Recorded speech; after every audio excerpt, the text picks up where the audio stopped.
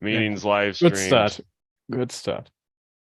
Oh, right. We're live, I bet. Or are we? I don't know if it happens when I hit the button or when it Yeah, of course you don't know. Yeah, or when it goes to YouTube.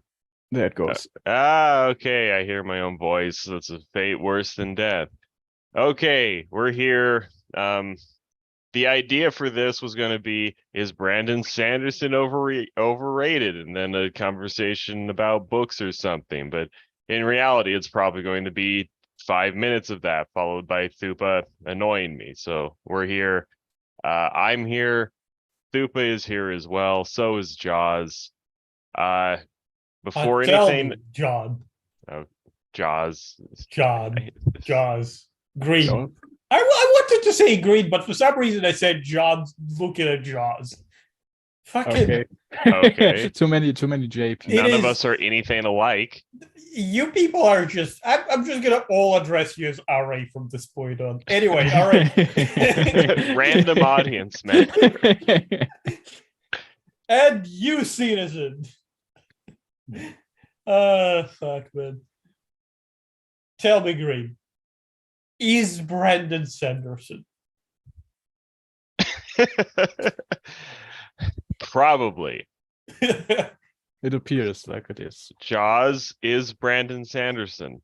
I assume he is. Yesterday I had a moment of crisis when I was thinking about this podcast, because I realized I fucking forgot the name of Shallan's mentor, and I actually had to Google it. Yes, no. Because I couldn't fucking remember it. It's I know, she's such a memorable character. I mean, I think she is. Yeah. Let's start with just start with Shallan. Start with the worst character he ever made. No. Until the very end of the book, with all the amazing Delanar stuff at the end, Shallan, or at least Shallan's chapters, were my favorite ones to read in The Way of Kings. I don't get it, man. I don't get it. I don't understand how anyone can humor Shallan. The Way of Kings is the first book, if I remember right. Yeah. Yes, and we should probably clarify specifically a Stormlight Archive. Yes. Yeah, not his first book ever, which I don't even know what that is. His first book that sold was Elantris, but I don't. I think his first series that was published is Mistborn. Well, I don't think so. I might be wrong. I mean, I have the computer right here. Ooh, no, go to technology. Wikipedia. I know we have technology. I really think he had submitted a manuscript for a sixth novel, Elantris. Elantris was published by Tor. This was followed by Mistborn. So Elantris was his breakthrough, and then Mistborn was his big hit, which is tragic because Mistborn is fucking terrible and people just don't understand that. I'll consider reading Elantris at some point because people actually do say that one's good. We should clarify our history with Sanderson.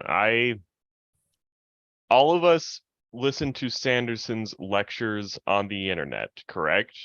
I did. Yes, because he gives good advice about writing books, and it's free and detailed. Yep.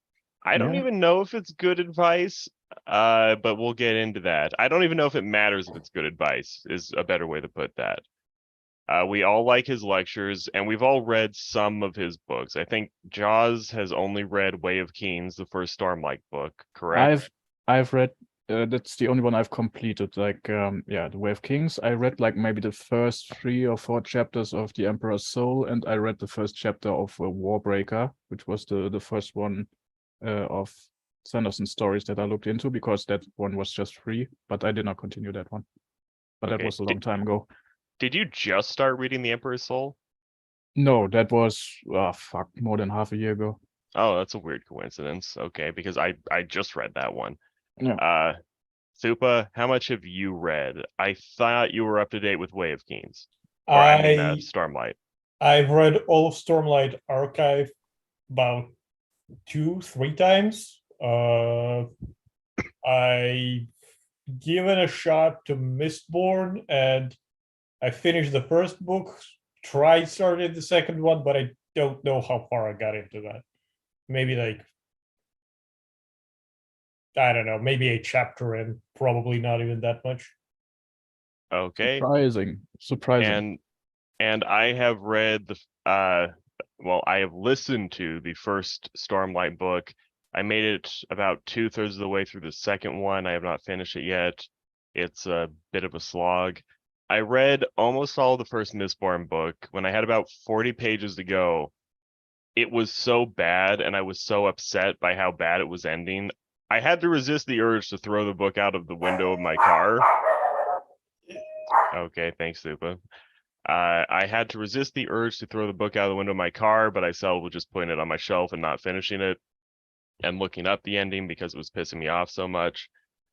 I also have read The Emperor's Soul, which I just finished the other day. I read that in almost one sitting. I did read it in one day, and that was actually pretty good. And it introduced some strange feelings about Sanderson. It made me question the way his career has went in general, because it goes against so much of what has become Sanderson's signature writing style and his motives and values. But I think it's actually far better than the other books I've read. I mean, the best parts of Way of Keen are better than Emperor's Soul, but the best parts of Way of Keen's are few and far between compared to the entire book. Thupa, are you still there? Yes. Okay. Does anyone have a response to what I just said? Yeah, I mean, the Way of Kings kind of puts its best parts right at the end, where it kind of piles on like 4 interesting things and some actually pretty cool reveals, which I thought were nice. Like, I really liked the end to that book.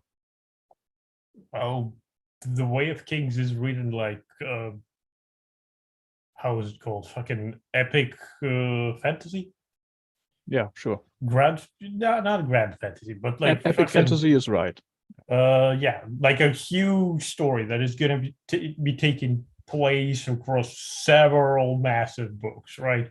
It's written in the same way. Not the Burning Wells, the Will of Time is written, and I'd say there are a lot of good payoffs to things that happen in books, just in general, in the book itself. Like fucking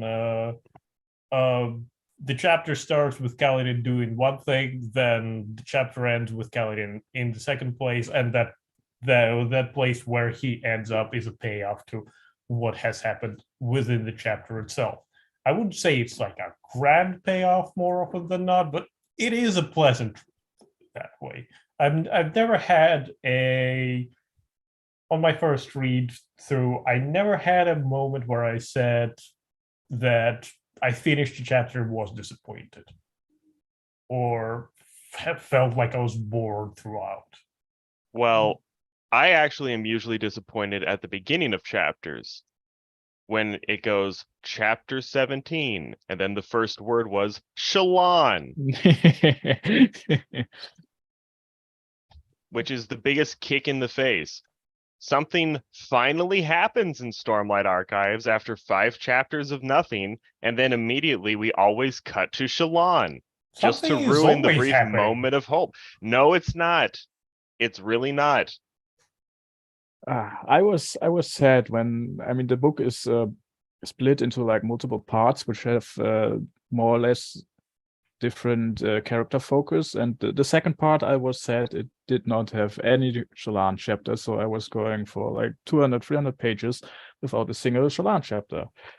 Oh no. Yeah, that was the least interesting part of the book. Yeah, what part was that about? The second part, or you mean Shallan? No, the 300-page without. That was mostly Dalinar and his son. Right. And Kaladin. Yeah. And was there someone else? I think it was just there must have been a third person. No. Do you mean the lead up to the finale of the book? No, like it's not quite the middle, but just before the middle part, basically. I do understand what you're talking about. Okay, and sure. I'm kind of hazy because I see books as like this whole narrative, so I'm a little hazy what are the cutoff points. what the stories are and what parts I should bring up because you people haven't read them yet, and they would be spoilers. So where did the first book end? The first book ended with for Dalinar, it was him giving up his shard blade in exchange for all the bridge runners. It was a really good scene because the book hammers home so hard in just the entire run how precious a shard blade is and how worthless, quote unquote, a bridge runner is. So that this trait is really, really emotional in a sense, like it works. And the way he puts it about the whole thing, that I'm gonna give up one precious thing for so many precious lives. Yeah, a very good quote. It's a very good scene. He bullies the king into making him a High Lord of War. Yeah. Yeah. He also has this fucking amazing realization about. I mean, he what he does to what he tries in the book is basically to enforce the codes that he's reading about in this ancient, almost heretical book. And in the end, he realizes, oh, this book did not change society. The guy who wrote it changed society and then wrote a book about it. I actually have to be basically my old self again to just make things happen, and instead of just trying to follow his ideals. Be my old self, a violent, murderous war criminal who runs from his past and does whatever his crazy brother says. Did you read to that part? No, well, the general idea of Dalinar is not that secretive by where I am. They go like, oh, he's the Blackthorn.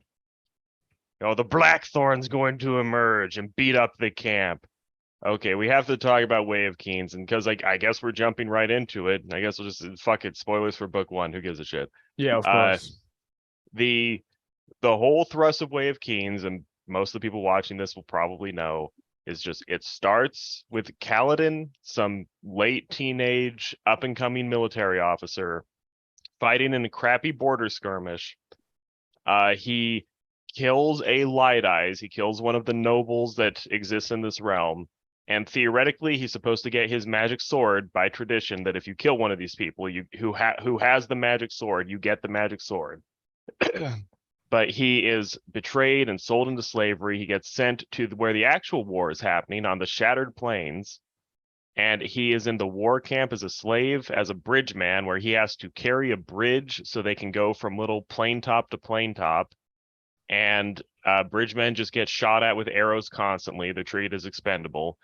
And it's about him just trying to survive with his bridge buddies and slowly establish himself in the camps until at the end he can finagle a deal to jump from the evil prince's camp to the good prince's camp. Dalinar, who's going to be one of the main characters.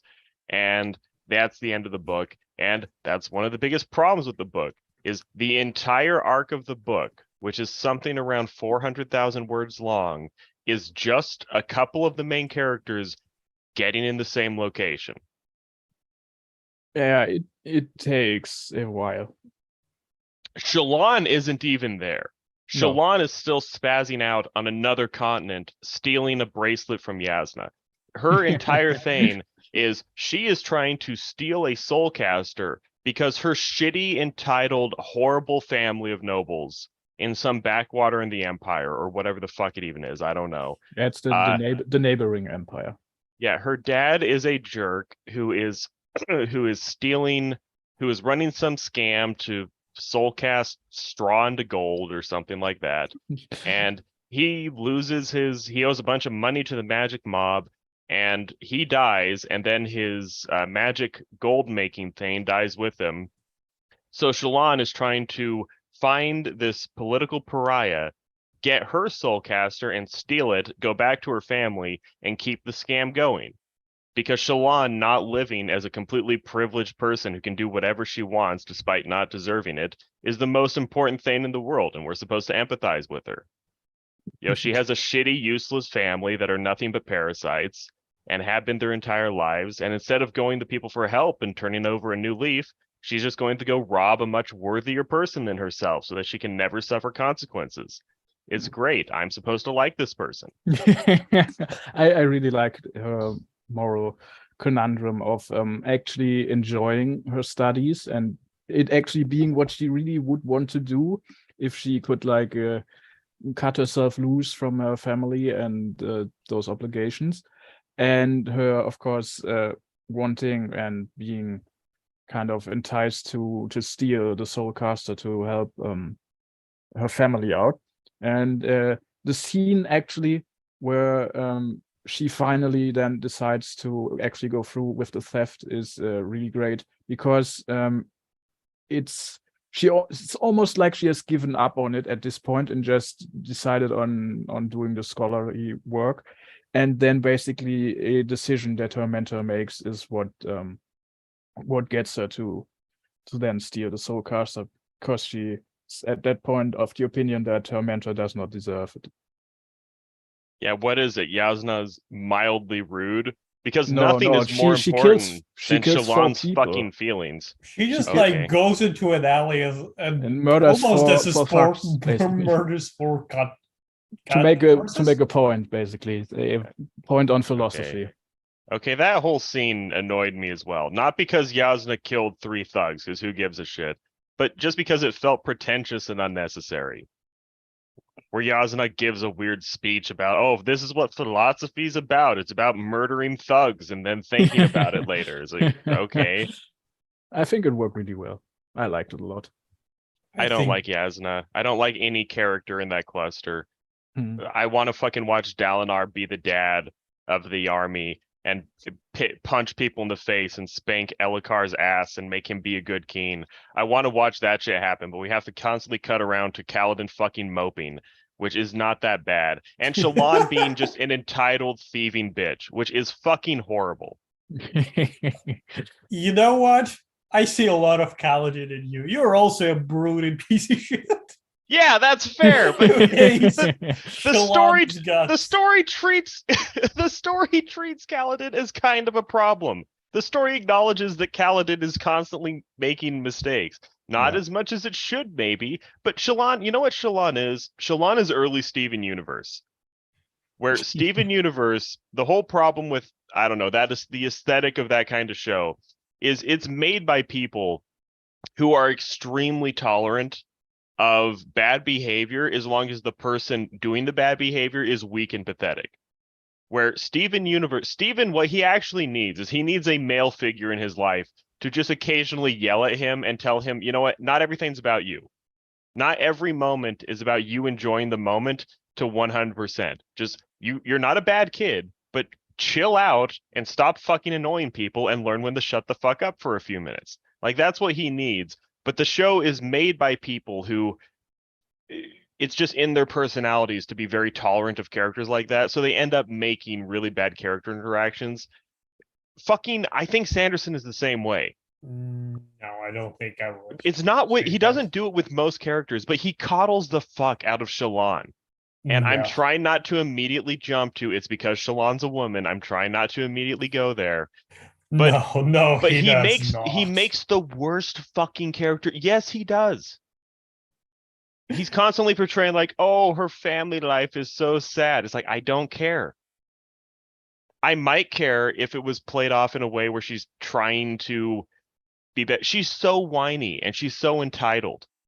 And she doesn't really get called out on the entitledness that much. Yes, they calls her out all the fucking time. Does she really? Yeah. Oh, well, okay. It's not even for the real problems, though. It's for the lies. Like, Shallan's lies, her fake version of herself she tries to sell to Yasna, even that is fucking annoying.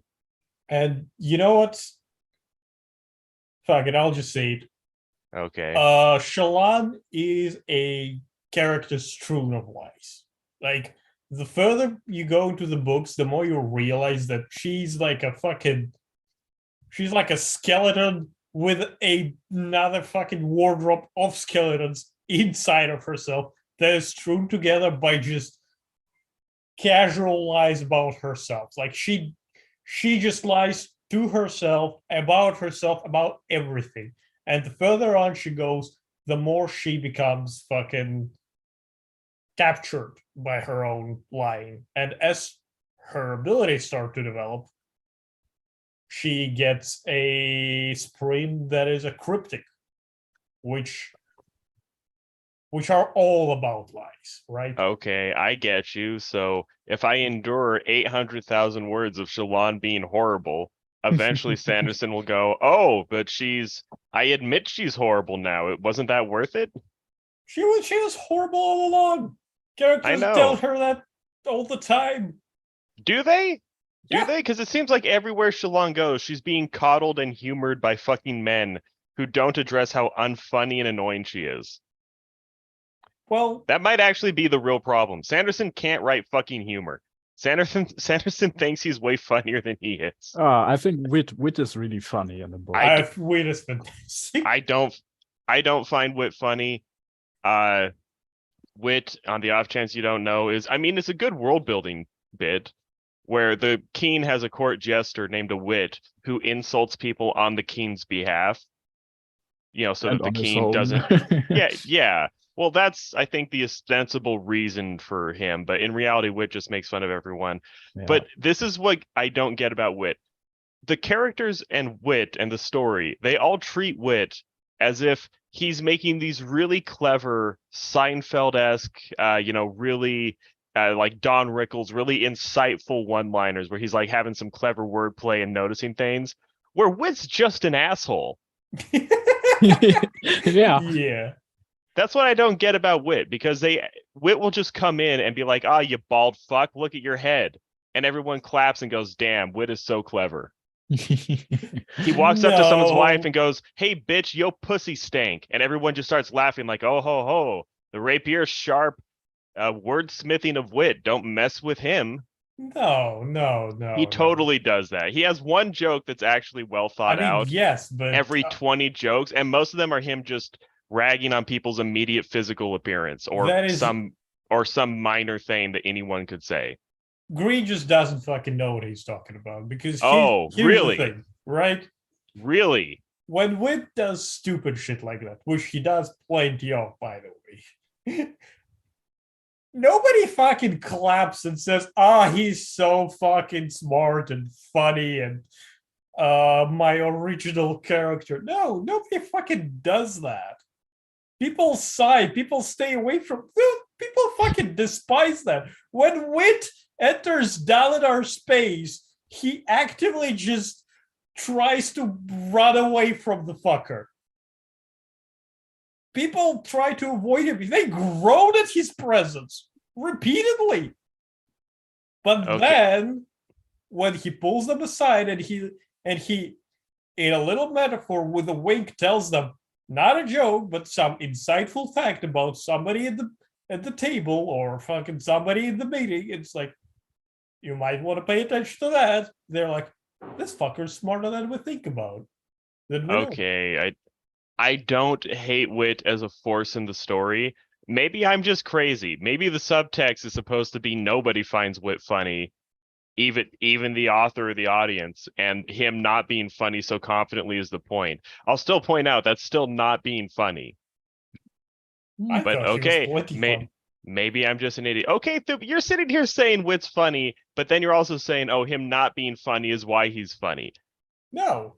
You didn't say that. I didn't say that at all. No, or I'm trying to decipher what the fuck we're even talking about. Okay, who cares? I like the little detail that it is legal to kill the king's wit. Yeah. But people still kill them all the fucking time. Yeah. It's just this bastard keeps on surviving the assassination somehow. I mean, Wit has his moments, but it's like, to me, 10% of his jokes land, and the rest of them are just tiresome. I'm very intrigued by his character, and I assume he will play a much bigger role in the books to come, because it is always hinted at that he is not quite who he pretends to be, especially with the last scene in the book. Which one is that? Wit, or as he calls himself at that point, Hoyt, which probably also isn't his real name. Yeah, I haven't gotten any explanations yet. It's pretty obvious that Wit is going to be one of the most important characters by the end. I don't know if he's ever going to be a part of the squad, but he seems important. He seems like the guy who knows what's going on. Yeah, he knows like way more than he should. He absolutely has his moments in the book, but I don't know if I would say he's the most important character at all. Okay. No, in the first book, definitely not. But the way he is written in the first book makes it appear as if he's going to be super important in the long run. Yeah, I think Wit's Somehow. probably going to be he's going to be the big good of the series, or he's going to be Or the big bad. foremost servant of the big. I don't think he's evil. I don't think, because Wit's too openly sinister to be evil. I think that's too straightforward. Yeah, that sounds like the Tolkien quote. Yeah. I Okay. just like that later in the books you fucking meet another character and he's like kind of on the same level as Hoyt, as we're since we've already called him by the name. And he just gets asked some questions about how things work, and he asks them straight up, or answers them straight up, and the character says, "Wow, if I were to ask Hoyt about those things, he'd never tell me any of this shit." And the character just goes, "Yeah, because Hoyt's an asshole." Oh, okay. I will say one of the best moments in book 2 is Wit does his disappearing routine, where Kaladin is on a carriage with him and looking over, and then Wit just disappears after having already been gone for many months. And then he's like, "What the hell?" Because he looks over again to keep the conversation going, but Wit's gone. And then the carriage driver slowly explains, "Yeah, he paid me to help him do that. He does this all the time. He jumped on a branch while you weren't looking. He helped me set it up. Like, it wasn't anything magical. He just likes to jump away from the carriage while people are talking." Yeah. Okay, that was funny. I guess I should establish, because I don't think we're actually talking about Sanderson to any real degree, like it's just a pretext. But I want to get the few big problems with Sanderson out there just to see if I'm fucking crazy. One, the thing that probably more than anyone else are going to agree with me on this. Sanderson is way too fucking long with his storytelling for the amount of stuff that happens in it. And the Agreed, pacing yeah. is fucking grueling. I'm just going to say Yeah. the things, then we can talk about them. Okay, I'm going to say the pacing. 2, he has a habit of making insufferable characters and not realizing they're insufferable. 80% of this is Shallan. I'm just going to say that. Not for Like, me. there are some people who like Shallan. The people who hate Shallan fucking hate Shallan. I've And heard I am a one lot of of them. I've heard a lot of people complaining about Shallan. And 3, and probably the biggest one to get into, I don't know, his prose style can be really frustrating. Go more into detail on that one. No, I'll get there in a second. Okay, first off, though, Thupa, you don't have a problem with the pacing Nope. at all. I'll Oh. remind everyone, this is the guy who frame by frames Techno Lies.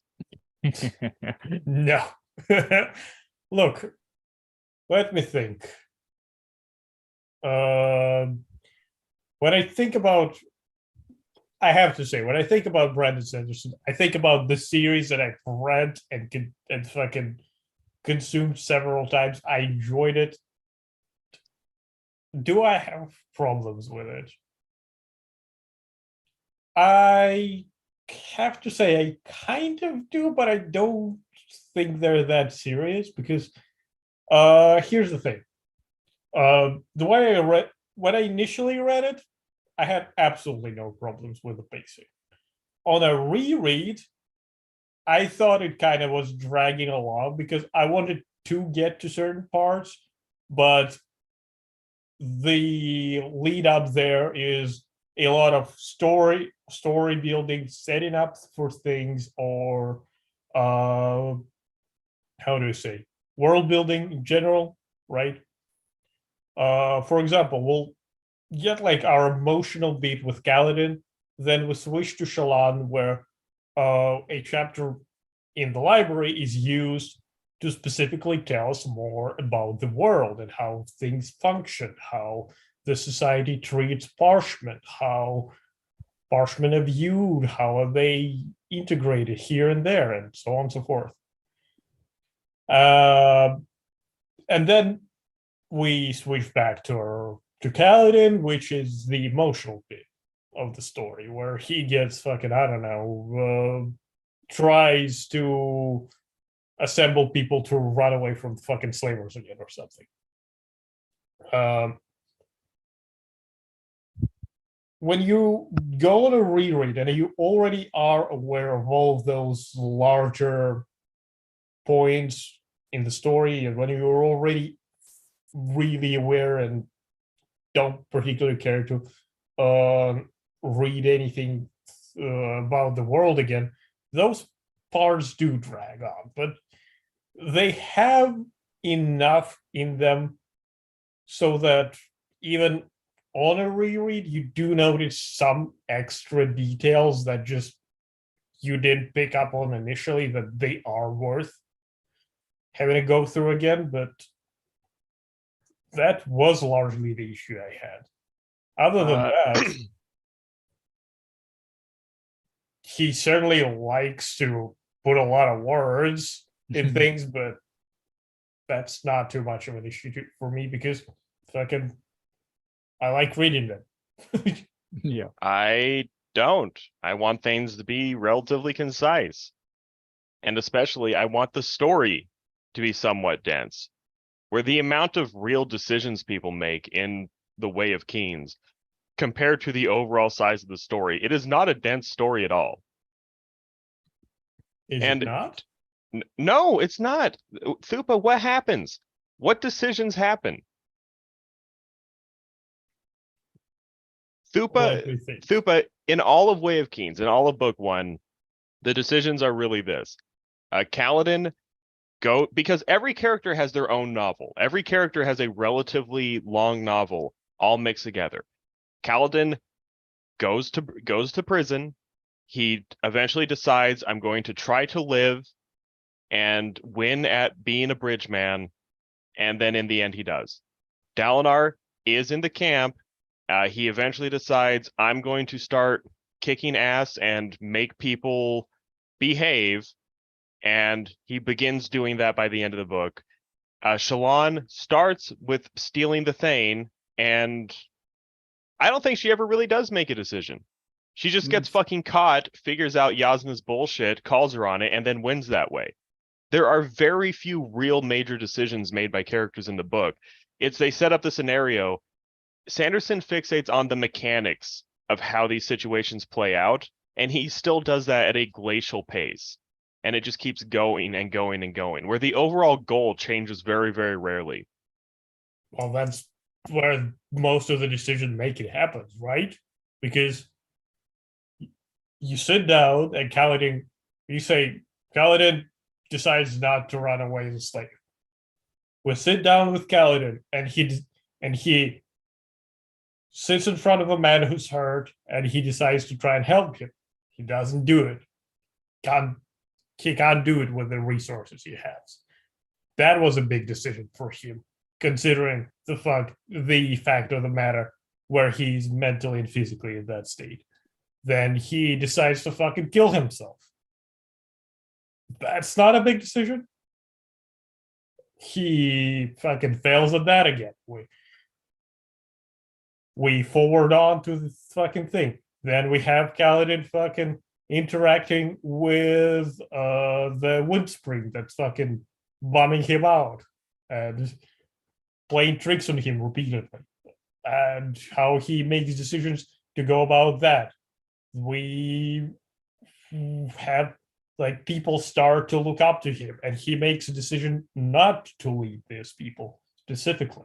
Then he has all of these conversations with the slaver, and all of the decisions he makes around that, right? There are a lot of small scale decisions which don't seem grand, but are in the moment really significant, right? I don't really buy that. And that happens every chapter. Fucking yeah. Okay. Most of the chapters, real quick, most of the chapters are just faffing about. Yes, they're decisions. Yes, they reveal characters, but they're minor, insubstantial insubstantial, motions up and down on the arc that's mostly predetermined. Like, very little of this stuff actually matters in the long run, and most of it is endlessly teasing out the same emotions over and over and over again. Jaws, sorry, go. Yeah, I would it might sound kind of strange, but I think I kind of differentiate between pacing and basically what happens, the overall story or the overall content. Because I think the pacing in the individual chapters is just fine. The chapters are structured in a way where you have, as Super said, these smaller decisions which basically drive the plot along, but they are really not consequential or they don't seem consequential in the super long run. I think in that term the pacing is fine, but if you look at the whole book and the major things that do happen and the major decisions that are made by the characters, then it is like Green says, that there really aren't that many, and Green listed pretty much all of them already. So it's an interesting little mix. I was only bored with the early Dallona chapters, I think, and maybe a little bit of Kaladin here and there, but Sanderson's writing style is so incredible readable that it just flows along in a way where you can read it with almost no fatigue. I think after the Harry Potter books, it's probably the most readable style that I have encountered, where you can just go through like it's nothing. Like it goes down like water, basically. It's not a complex writing style or very poetic or anything like that. I think last stream, or the stream from last week, I think I compared it to like being like fast food, because it's so easily consumable. Mm-hmm. Okay, we can get into that real quick, because I will say my one problem with Sanderson's prose. A lot of people have made fun of Sanderson's prose. Even Sanderson makes fun of Sanderson's prose. Really? Occasionally, well, he basically admits that he doesn't see the prose as a big selling point for his work. Okay. And he's not even trying to make prose that's interesting. Yeah, I mean, in the lectures, he explicitly says, I want you to not think about my prose. I want you to think about the story. Mm-hmm. And people have made fun of him, and he's had good humor about it. My big problem with Sanderson's prose, yes, sometimes he has really bad analogies, or he'll occasionally just make a flat out fucking mistake. But I think that was more in his early books, and that's not such a big deal now. The real problem with his prose that drives me fucking crazy, and I think it's a huge contributor to why the books are longer than they need to be, is, I've mentioned this before, Sanderson explains fucking everything. Does anyone want to fight me on that? That Sanderson over-explains the fuck out of the events in his book? I don't have any issues with that. After you've mentioned it, because you mentioned that way earlier when I was still reading Way of Kings, I started paying attention to that. And yeah, I would say that to a large degree you are right, but like Super, I have very little problems with it. Something that fucking Jaws just mentioned is he's extremely readable, right? He goes down like fucking water. So yes, he explains a lot of things, but you just consume it, and then all of the decisions are very character motivated, and the things that he explains help appreciate the payoffs more, in my opinion. So, and all the payoffs are fucking character driven. It's a character driven story. One thing I would criticize are some of the interludes, which seem completely out of place and inconsequential in the Way of Kings, at least. I think the only ones that matter are the one about Seth, the assassin. I have to say that fucking interludes, I did not appreciate them at all at first, but having read the story, I feel like they're not there for the first 10 readers. characters. I don't know why they're there. I'll be honest. Are we Because- by interlude? Do we mean when he cuts to a random character out of nowhere and then cuts So- back? He has this whenever he switches from one part of the book to another, he has like these little, maybe like 3 tiny chapters. Most of them have a chapter of the assassin, but like random people all over the world, and he has like a small chapter, and they seem not connected to the main story, and it's not always even the same characters. So you get like one chapter or tiny chapter of like a fisher in some sea, and I've completely forgotten what that was even about, what the whole point was of that one. Or you have this about these 2 guards who accompany this noble who destroys art, and you have no fucking idea why this is there, and it's really strange. Yeah, if I can jump in real quick, one of my biggest, I think another major problem with the book is he has this grand scheme of where this series is going to be, I don't know, 10, 15 books long, however long it is. He basically knows he's writing the longest fantasy series ever to reach a mainstream audience.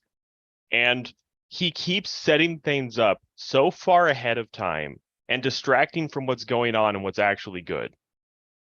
I think the scale of his bigger series is one of their biggest problems. Like, especially Stormlight Archive. I get so fucking sick of them introducing new characters that no one cares about and aren't doing anything interesting, so that 5 fucking books from now they can finally be relevant. But he has to keep reminding us they exist all this time. I don't see why. I don't see why we can't just jump to them at the beginning of book 4 and give them 7 chapters in a row to get them into the action and then go back to Kaladin. It's like he has to keep jumping around and diluting our attention when the narrative thrust is already so weak from not enough stuff happening. Then we just jump around and it's like, oh, here's a woman in a cart. And she doesn't know what fucking grass is because there's no grass in this fucking planet because of all the snow and all the high storms. We're going to just watch her do a trade deal and sell grass to people for 20 pages and then cut back to Kaladin. I agree that that is just an inherent problem with fucking epic tales. No, it's not. No, it's not. We didn't need that scene, Thupa. You think you don't, but you do. No, I'm just gonna flat out. Fucking say it. We did not need that. No. You don't have phones. And the plot doesn't have to start. He makes the plot. He openly says that he makes the plot whatever it needs to be. He's not this mystical writer that, lets characters do whatever the spirit of God tells him to do. He doesn't have to do this. He doesn't have to have these diffuse plots that are boring happening in the middle of fucking nowhere for 10 years of real time being an audience member and slowly go into the main plot. He could have just introduced them. Her first scene could have been her meeting Kaladin 10 years from now when he releases book 7. But he doesn't want to do that, so instead he has to bore us with the fucking grass trades. I mean, I kind of agree that I wish that character introductions and their, like with the interludes, that those things would be written or would be in the book at parts where they are relevant. I mean, I like foreshadowing and stuff like that. I like the long-term building in general, but in the Way of Kings, it does feel unnecessary. I mean, in these specific cases, at least. And it's more unforgivable because the gimmick of Way of Kings or Stormlight Archive is that for every book, he picks a character to have constant flashbacks to their past and explain why they're like this. So he's already structuring the series along going back to tell the origins of characters who are already doing the plot. Like, if he had his way, he would start with every character 20 years before the plot actually starts and slowly work up to the plot. Yes, he tried to do that the first time. Or, okay, that's an exaggeration. I don't know. But he did try to do something more diffuse with his first attempt with Way of Kings, and then he stopped. He's already having all these flashbacks. Why not start when the characters join the plot and then flashback later if you care so much? The thing is, they have. Like, the plot is happening. Like, God damn it. Fucking, once again, you're criticizing fucking the genre. I'm almost a million words in, Thupa. I'm significantly into this book, and the plot is still not really going off yet. Have you gotten to the part where you're getting Parshendi perspective? Yes. So what's your question then? I don't understand. Okay, and the Parshendi, they actually are handling it better, because the Parshendi, the evil bad guys who can jump really far that they're fighting on the Shattered Plains, they actually established their relevance to the story before they started diving into them as characters. I'm never going to let up on the fucking grass lady, though. That was such a stupid fucking break in the action. Is that in book 2? Because I don't It remember that. it might be in book 2. And I think she actually came back as a character by the point where I am. It is an But when it interlude happens- in the second book, somewhere closer to the middle. Okay, so I have not gotten that. And if I recall, and maybe like 6 pages long, because it's an interlude and it's like a part of 3. Okay. Well, Thupa, we might just differ on this, because from my perspective, I don't need these boring side stories with characters doing what they're doing before they participate in the story. I can just watch them participate in the story. Well, the story is happening right there, and it's accelerating. The story is on the Shattered Plains. Yes. Okay, so why do we cut to a woman on a different continent who's robbing a mansion and making vines grow and talking to a ball of moss? Because the story isn't just happening there. What Brandon Sanderson showed you is a spread that Kaladin has, that Shallan has, right? But of a different kind. That he's showing you that spread are awakening all over the place. Okay. And that the radiance is coming back, that it's becoming not only a talking point, but a political one, that these people are gravitating towards Shattered Plane for one reason or another.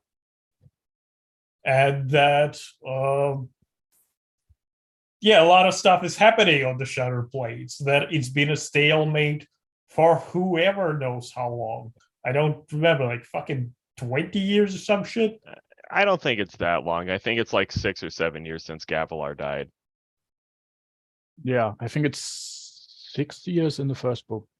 Because it's Like- not like it's not like these people weren't born when it happened. They were just kids, a lot of If I them. recall correctly, fucking the king, what's his name? Gavilar? Oh, Elokar. Elokar. Elokar's the bratty shithead Yes, king. yes, yeah, who's- Elokar. Yeah. Was a fucking child when his father got assassinated. Yeah, he's a child now. He's like 19. So yeah, he was like a fucking kid who was playing with toys, and then his father gets assassinated, and he just goes, Okay. "Shit, I guess I'm king now." And then people have to fucking govern for him initially, while he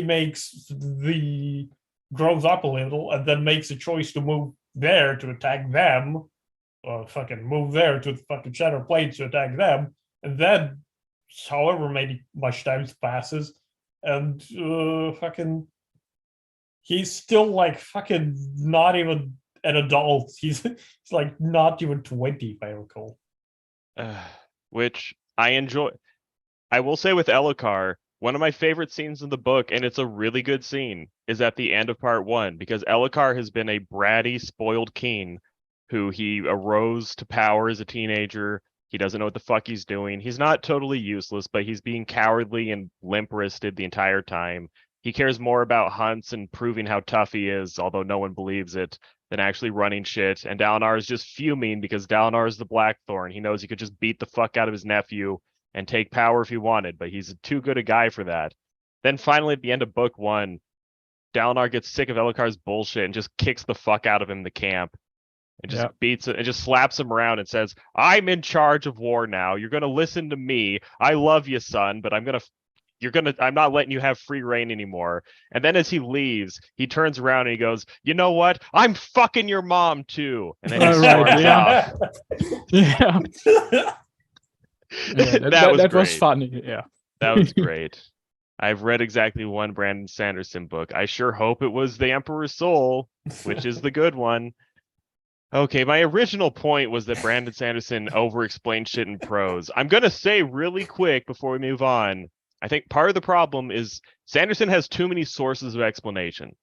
Where one, he explains things in the prose as the narrator, where no one is speaking or thinking. He just writes, this happened because of this.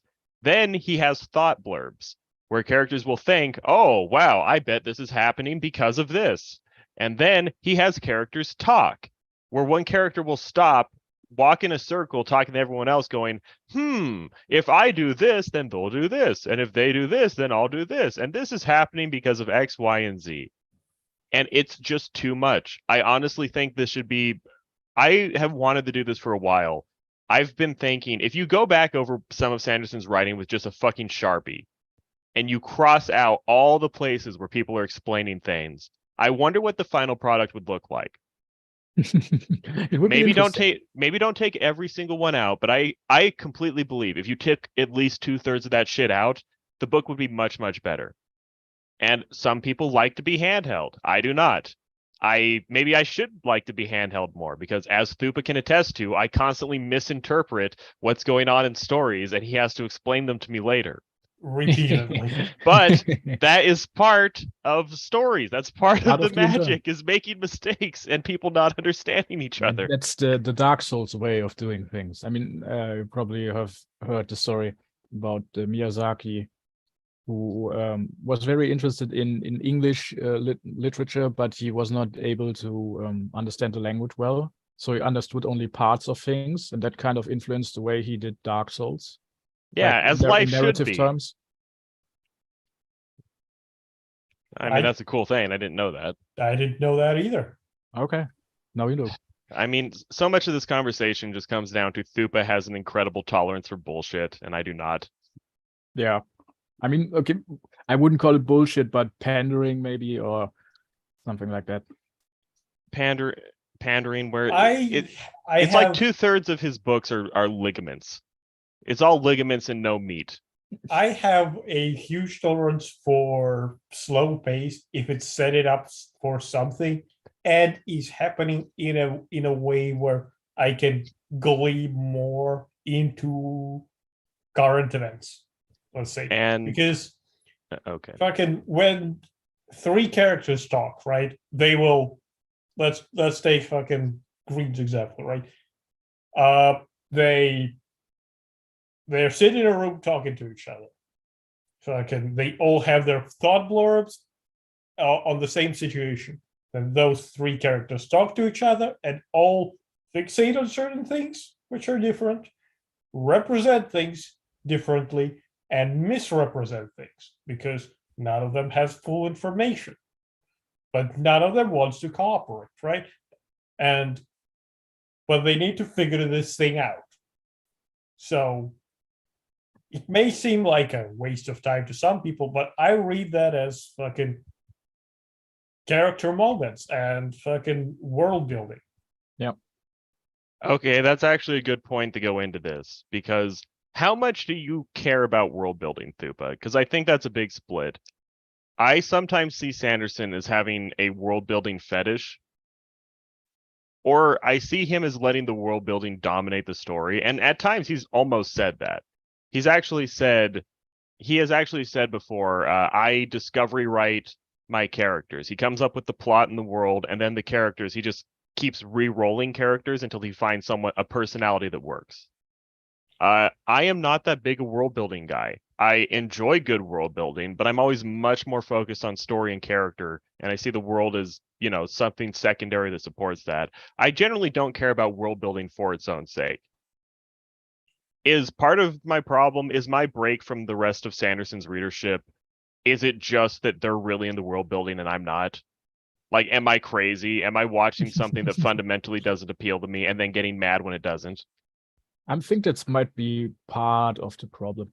I mean, I personally, I do like world building, but it should not be the main focus of a story. I prefer characters, and I'm basically, if a book, no matter how long it is, if it either has good characters and good character exploration, good interesting prose, and or a good atmosphere, then I can basically stick with it, even if there is tons of world building or the plot isn't interesting.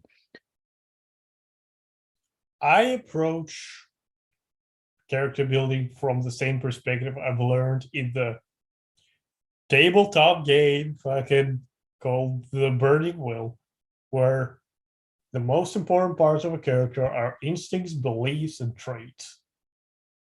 Or I should say beliefs, instincts, and traits. And these are the parts that are most prominently shown throughout the fucking book. So certainly first, well, I'd say just throughout the fucking Stormlight archive in general. World building happens a lot, yes, but it's I don't know if it's the fucking I don't know if it's the end all be all at all. I think Okay. I think what's happening there most are the bits, the beliefs, instincts, and traits. But if that's not something you're into, if you just want story to happen, well, that's your problem, right? You're rushing past. Oh, right. I'm the one with the problem. Yes. Okay. You look at a book structure, right?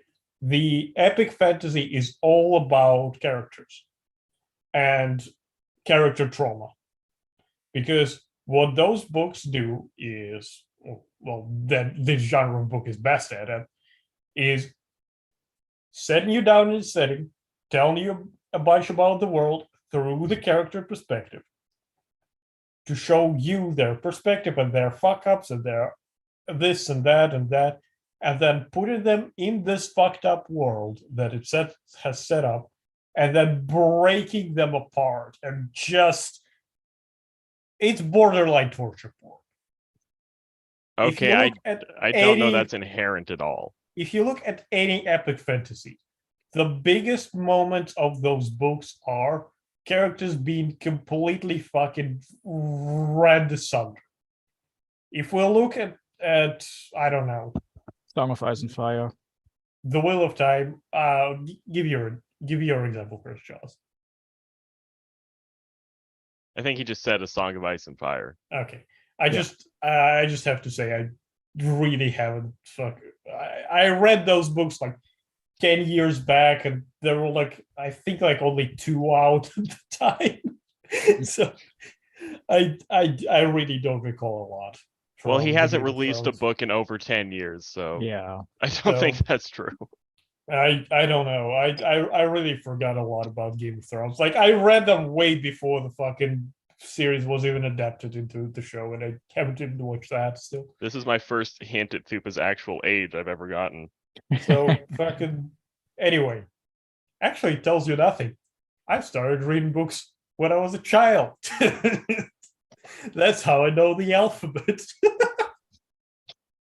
Fuck man. Anyway, when we think about something like The Wheel of Time, because neither one of you is ever going to read it. Wait. Nope. I'm reading the Eye of the World right now. So no spoilers on characters, please.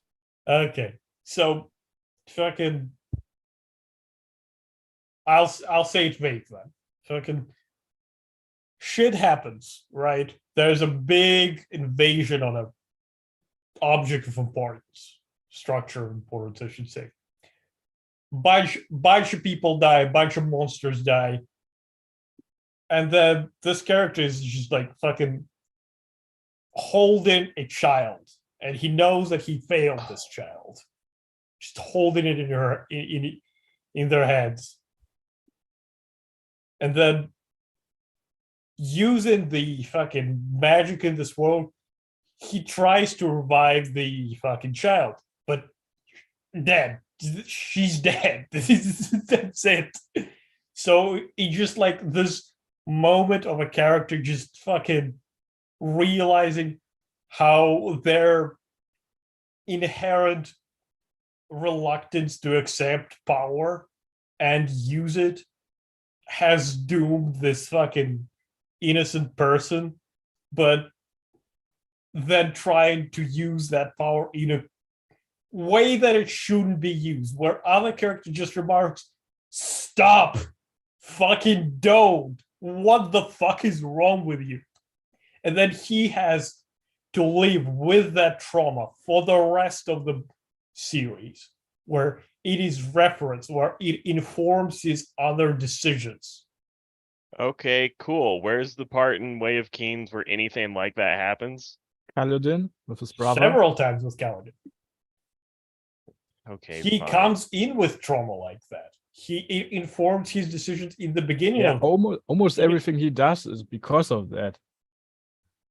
and and it's a more fortunate case than Shallan, but again, the And most Yasna. interesting thing about Kaladin is the and flashback. Dalinar. If he had just made the story about Kaladin and made the Kaladin the main character, he could have just, had that happen and be part of the story. But instead, we have to watch Kaladin mope around the prison for a book and then get what actually matters in flashbacks. I have to say, the last two books, Kaladin has some of the fucking moments. Like he steals those books from me. Like, god damn, he has like a powerhouse of decisions. Also, Thupa, do you know what the Strugarskis are? Someone commented on this a minute ago. Yes, I believe those Road Stalker. Oh, fuck. Okay, that's cool.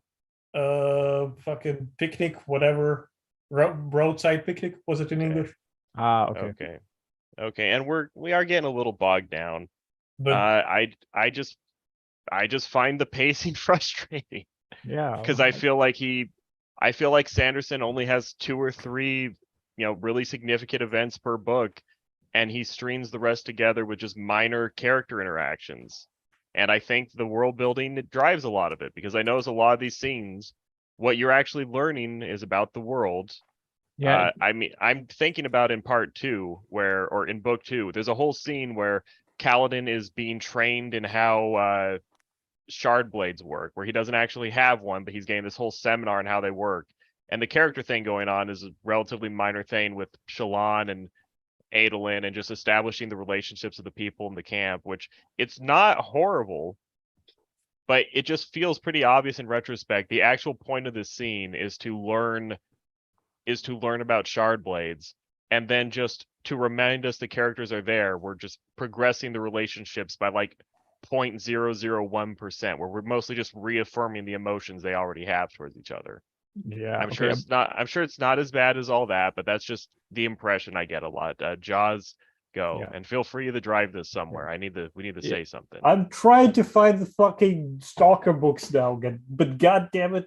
Okay, we'll read those next. That's our homework. I have The Expanse here, which is fucking I mean, 5 books in itself. I think you were mentioning a scene that 6 happens books. in book 2, I guess, because I have not gotten there. But in this case, it sounds like exposition, which Sanderson tried to do it in a rather interesting way instead of just, I don't know, doing it in narration, just in prose. I think that's a better way to do it, to have it done in a way where the characters are still involved, even if there is little progression in their relationships or anything like that. Because I don't know how else you would do it. Oh, shit, have they translated those to English? That'd be I a don't good know. series to read. Yeah, maybe. I don't know. Well, okay, I know I am kind of spinning my wheels. Jaws, or I Yeah. guess Thupa, if you ever figure out The Expanse. Do you guys have any ideas or anything you want to talk about? Because I feel like I said the main things, and just as predictably, no one agrees with me. Well, I agree in part with you. Yeah, I have Okay. some more things. Still going with world building. For one, I extremely like the way Sanderson does the world building in his writing. It feels super natural in a way, and super interesting the way he does it, which I guess is because of his so super readable style. But there are some strange instances which I believe are on purpose. For instance, Voronism, the religion, is mentioned very often, but the core tenets of it, or its origin and stuff like that, are only very very sparsely alluded to, which is pretty strange. But I guess he will get into that in later books. That's But just the it's- Mormonism talking. Yeah, but I mean, it seems super important, but it is not explained in the first book very much, with some small hints here and there on what's going on or what the past was like. And another thing,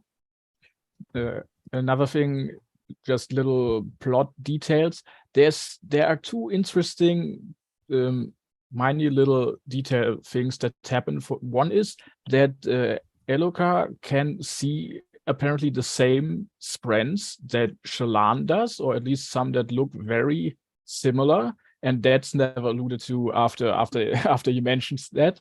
And Shallan has this weird moments where she draws scenes that have not happened yet. Like she sees the king of Carbrand dead, which is like seems like a major red herring by the end, given what is revealed about all that.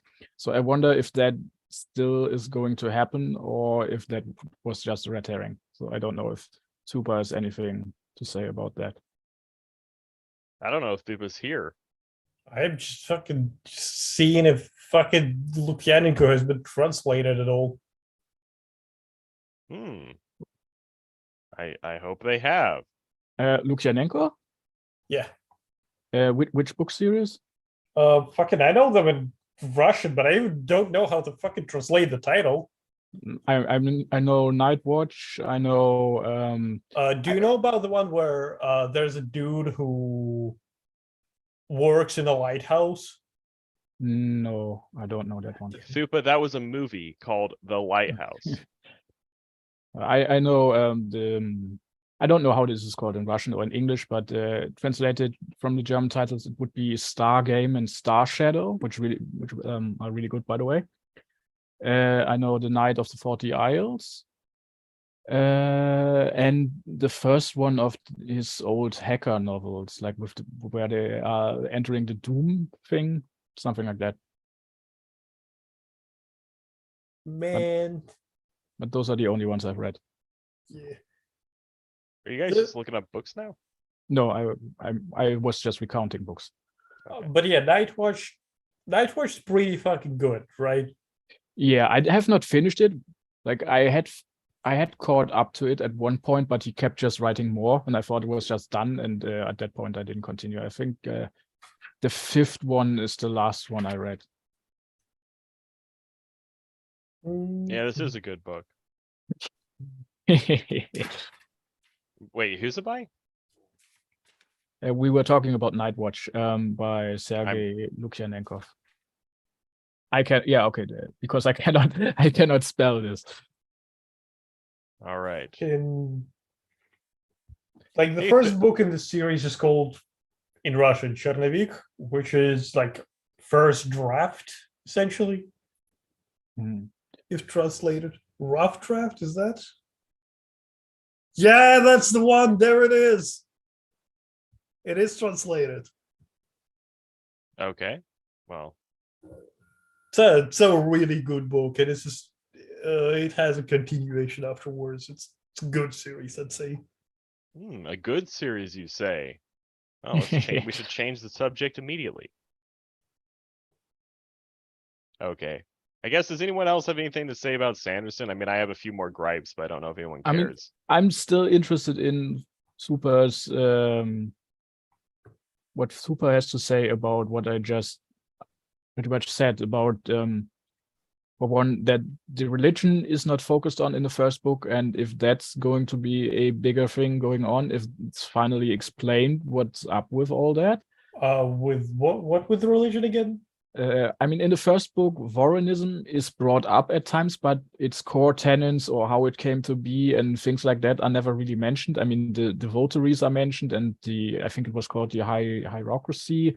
Yeah. That war was mentioned, but like the whole core thing of the religion is not mentioned. It's not going to give you like a whole cosmology of it. Don't Really? think about that. But it explains a lot about it. a lot about what people believe in, right? And some of its structure.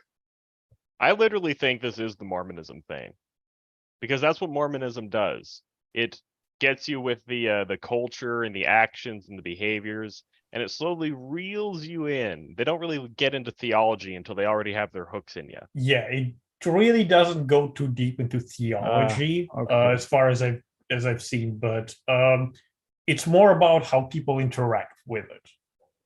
Okay. So you'll get like character perspectives. Like there are several priests that specifically interact with people in the context of the religion, where they will be like, you're going against structure here and you're not going with the scripture here, but they're never going to just give you the scripture.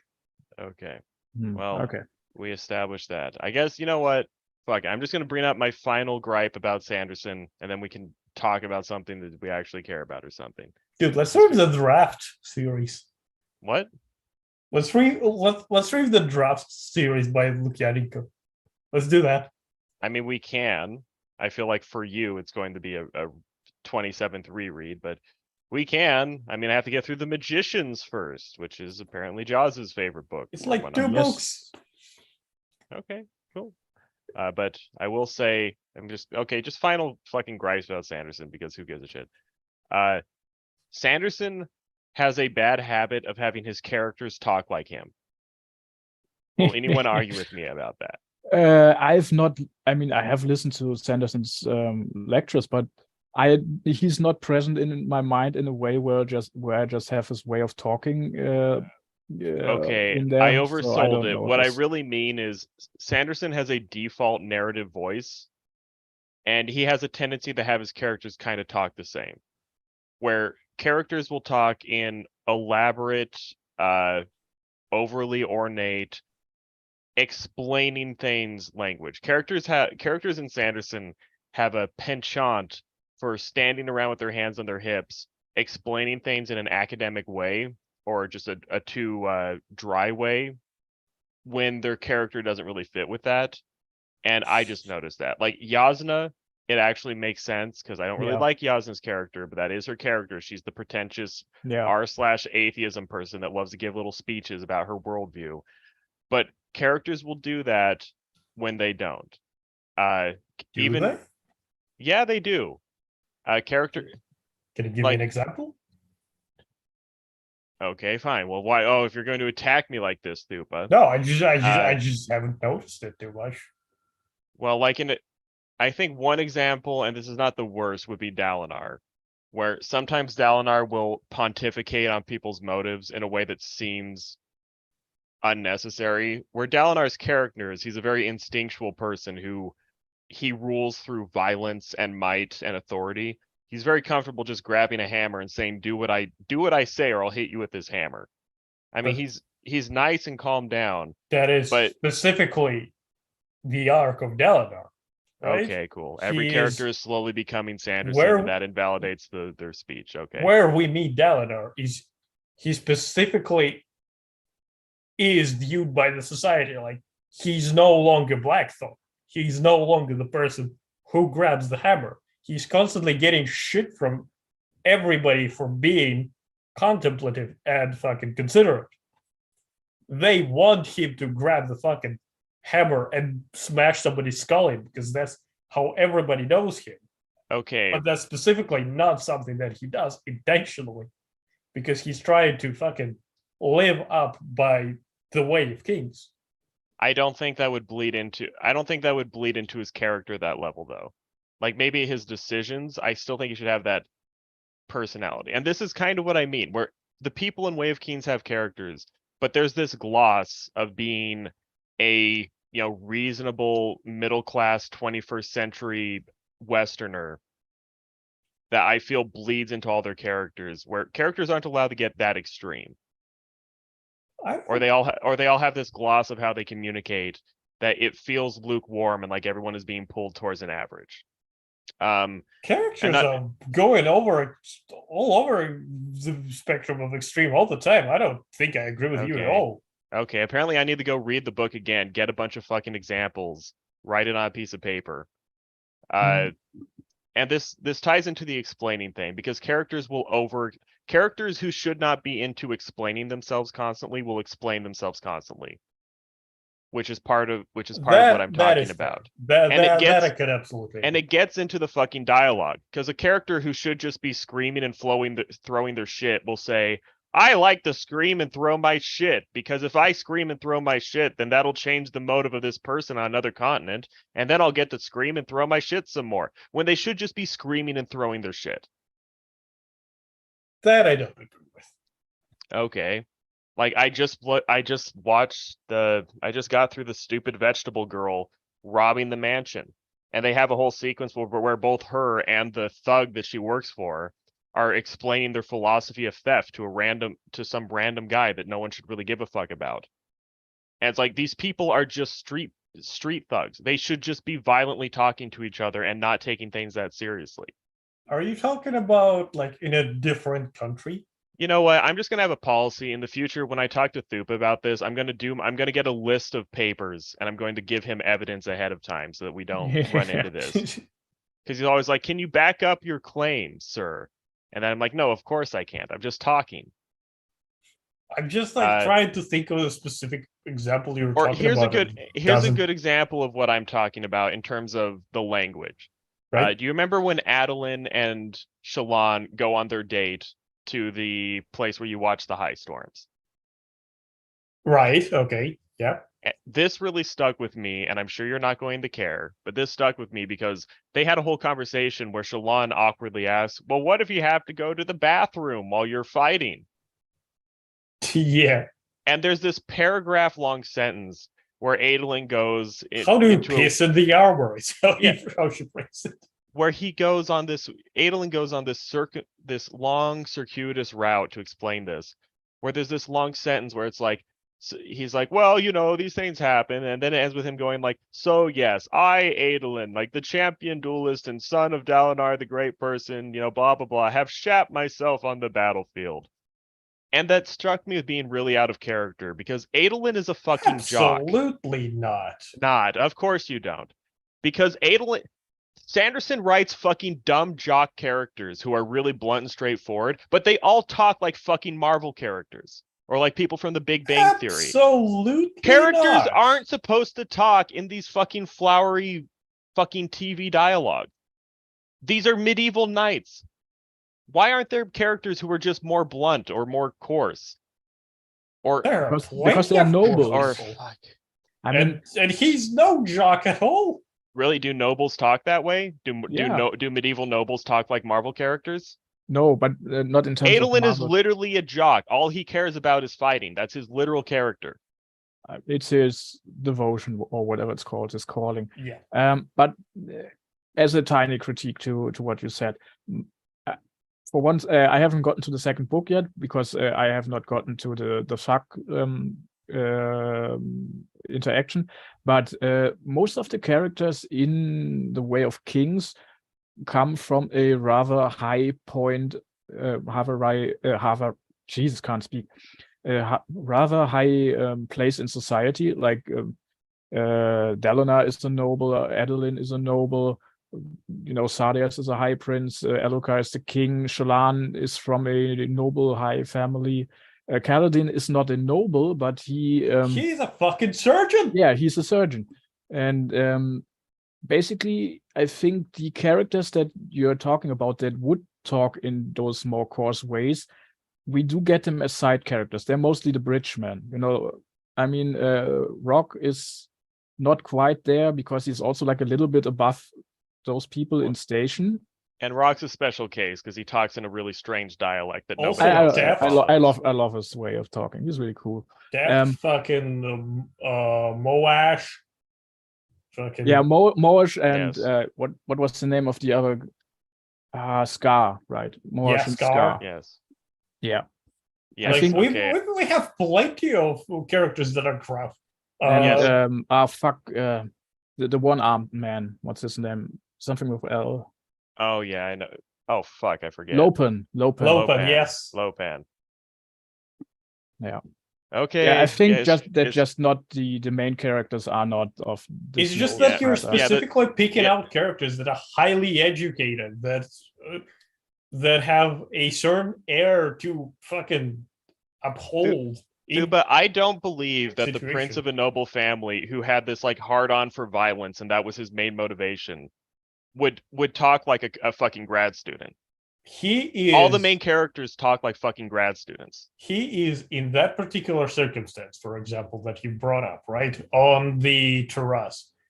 He is going out with a lady after he has, in the story, several times gone out with ladies, right? And he has this whole spiel prepared where he expects her to go through certain fucking steps, right?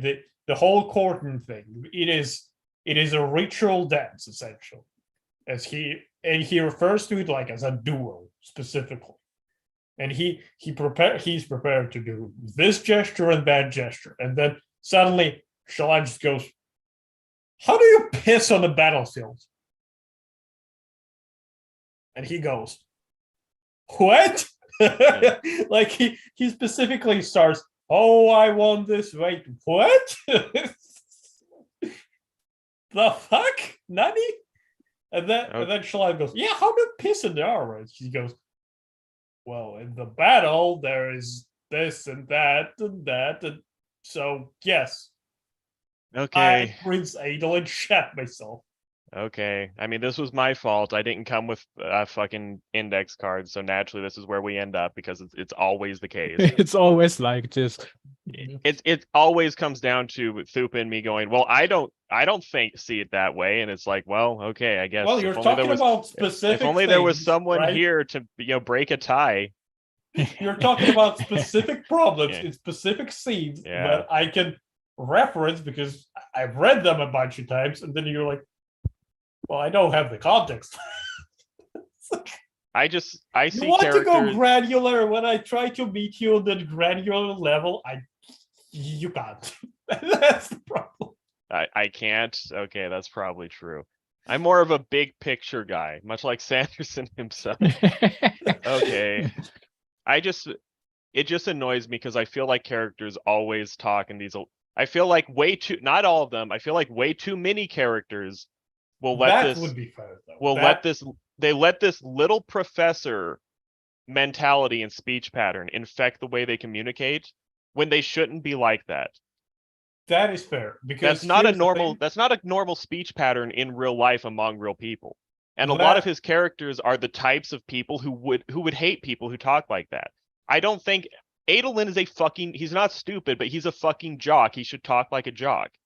I don't think if I Oh. went back to the 1300s and went to a fucking prince who's like, "Oh yeah, I ride out on the plains 7 times a year and I fuck up racial minorities with my sword and I run around screaming with a banner and do all this shit." I don't think they would talk like this. Should Adolin talk more like what's his name? The fencer from the first law. Not necessarily him, but I would get that. What? The first law is actually fair. Giselle Yeah, right. Giselle Yeah. Giselle talks like a fucking spoiled Oh, son first of a law, minor Jesus House. Christ. I was still fucking thinking along the. That makes So, sense. like- Logan talks like a fucking thug who's actually kind of smart, but talks in a simple way. Joe Abercrombie, you know what? We'll just get into this. Joe Abercrombie is better than Sanderson. Will anyone argue with me on that? I fucking dare you to. I like the Way of Kings way more than I like the Blade itself. But I've only read the Blade itself, and I've only read the Way of Kings, so I can only compare those. Joe Abercrombie is a fucking master crafter of character, but Okay, well He's- that might be too far, but he's he's actually good.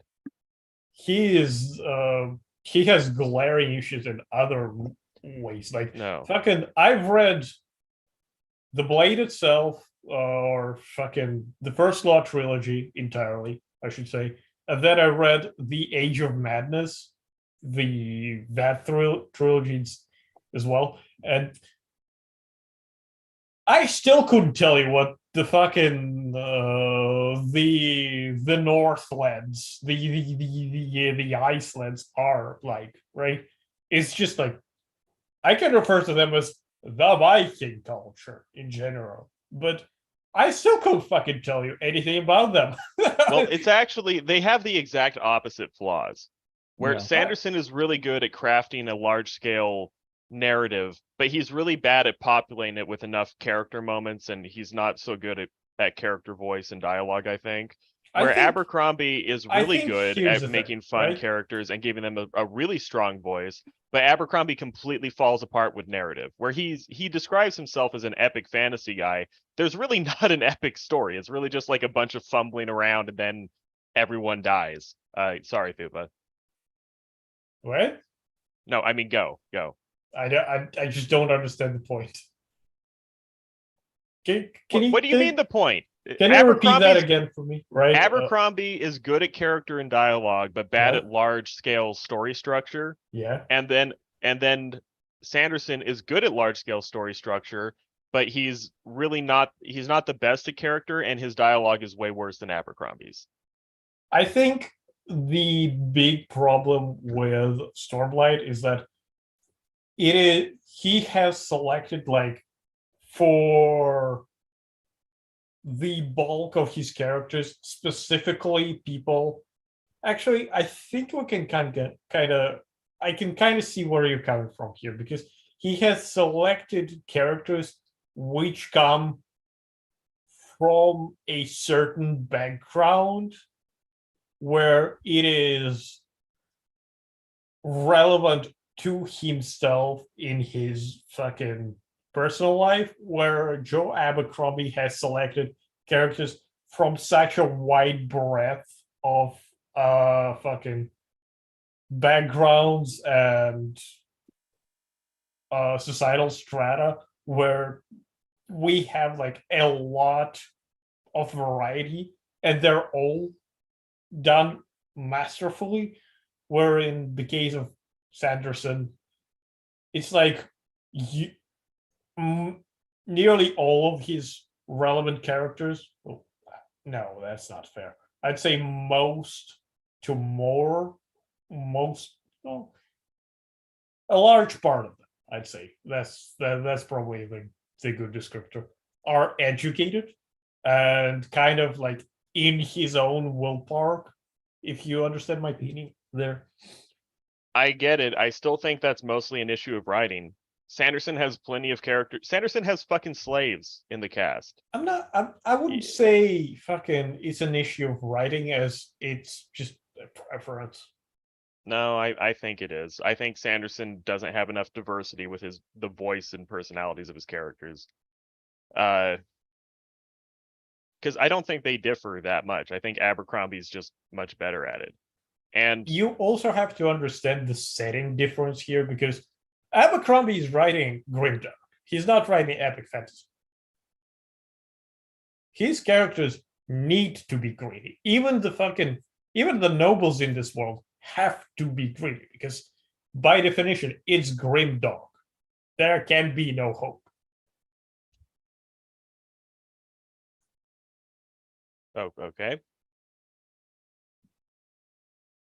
That's it. Okay. That's the point. All right. I would agree that Sanderson picks his viewpoint characters, at least in the Way of Kings, from a very high strata of society, and you only get the people who are lower on the social ladder.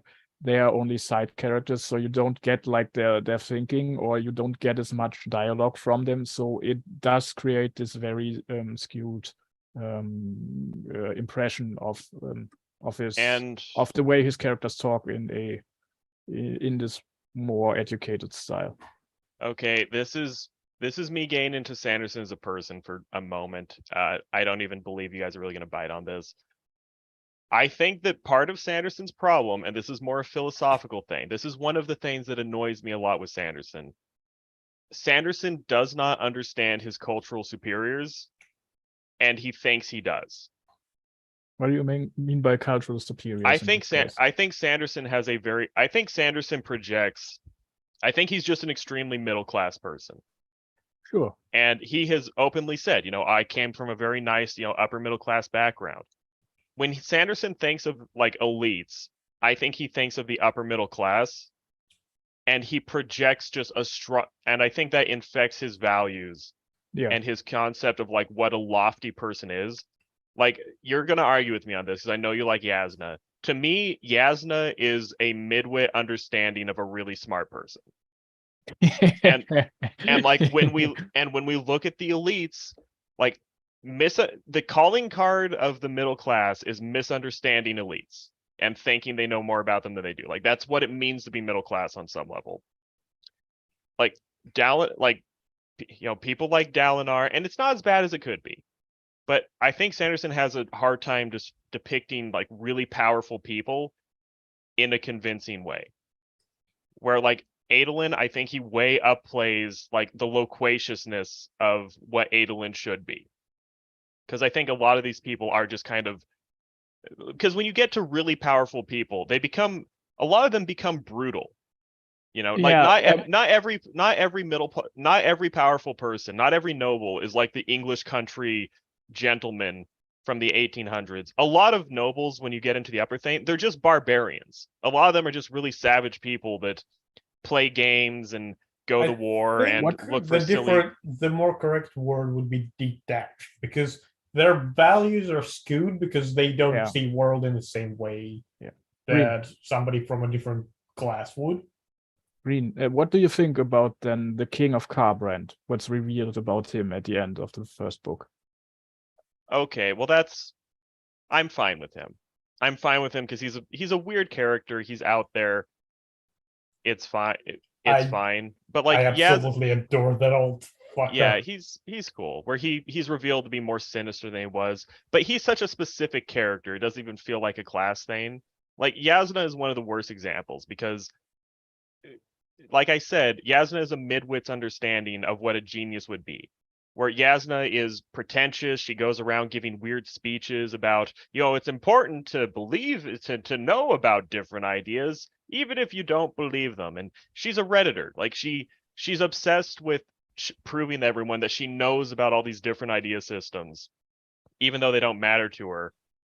And real philosophers don't do that, I think. Like, when you look at actual philosophers who mattered in real life, some of them they're either shut-in autists that just never left their house, or they're fucking weirdos. Like, fucking Rousseau was an exhibitionist maniac who all of his children died from neglect, and he used to run into crowds of women with his ass sticking out, hoping they would spank him by accident. Like, that's who Rousseau was. Kant was a fucking turbo autist who was like a robot, where he left his house at the exact same time every day to the point his neighbors would set their clock based on when they saw Kant.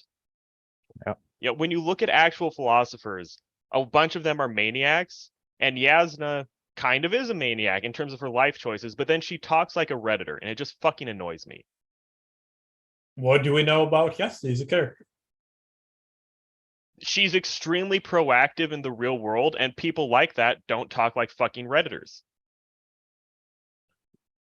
She's a character. Again, she talks like a fucking grad student. She goes on pretentious lectures about shit that she openly doesn't think affects real life. She's a female character who has specifically renounced faith, correct? And is then repeatedly fucking berated for it. She's a character that has been specifically challenged in rhetoric for, I don't know, however many years. It's like 30. And moreover than that, she's a character that has been fucking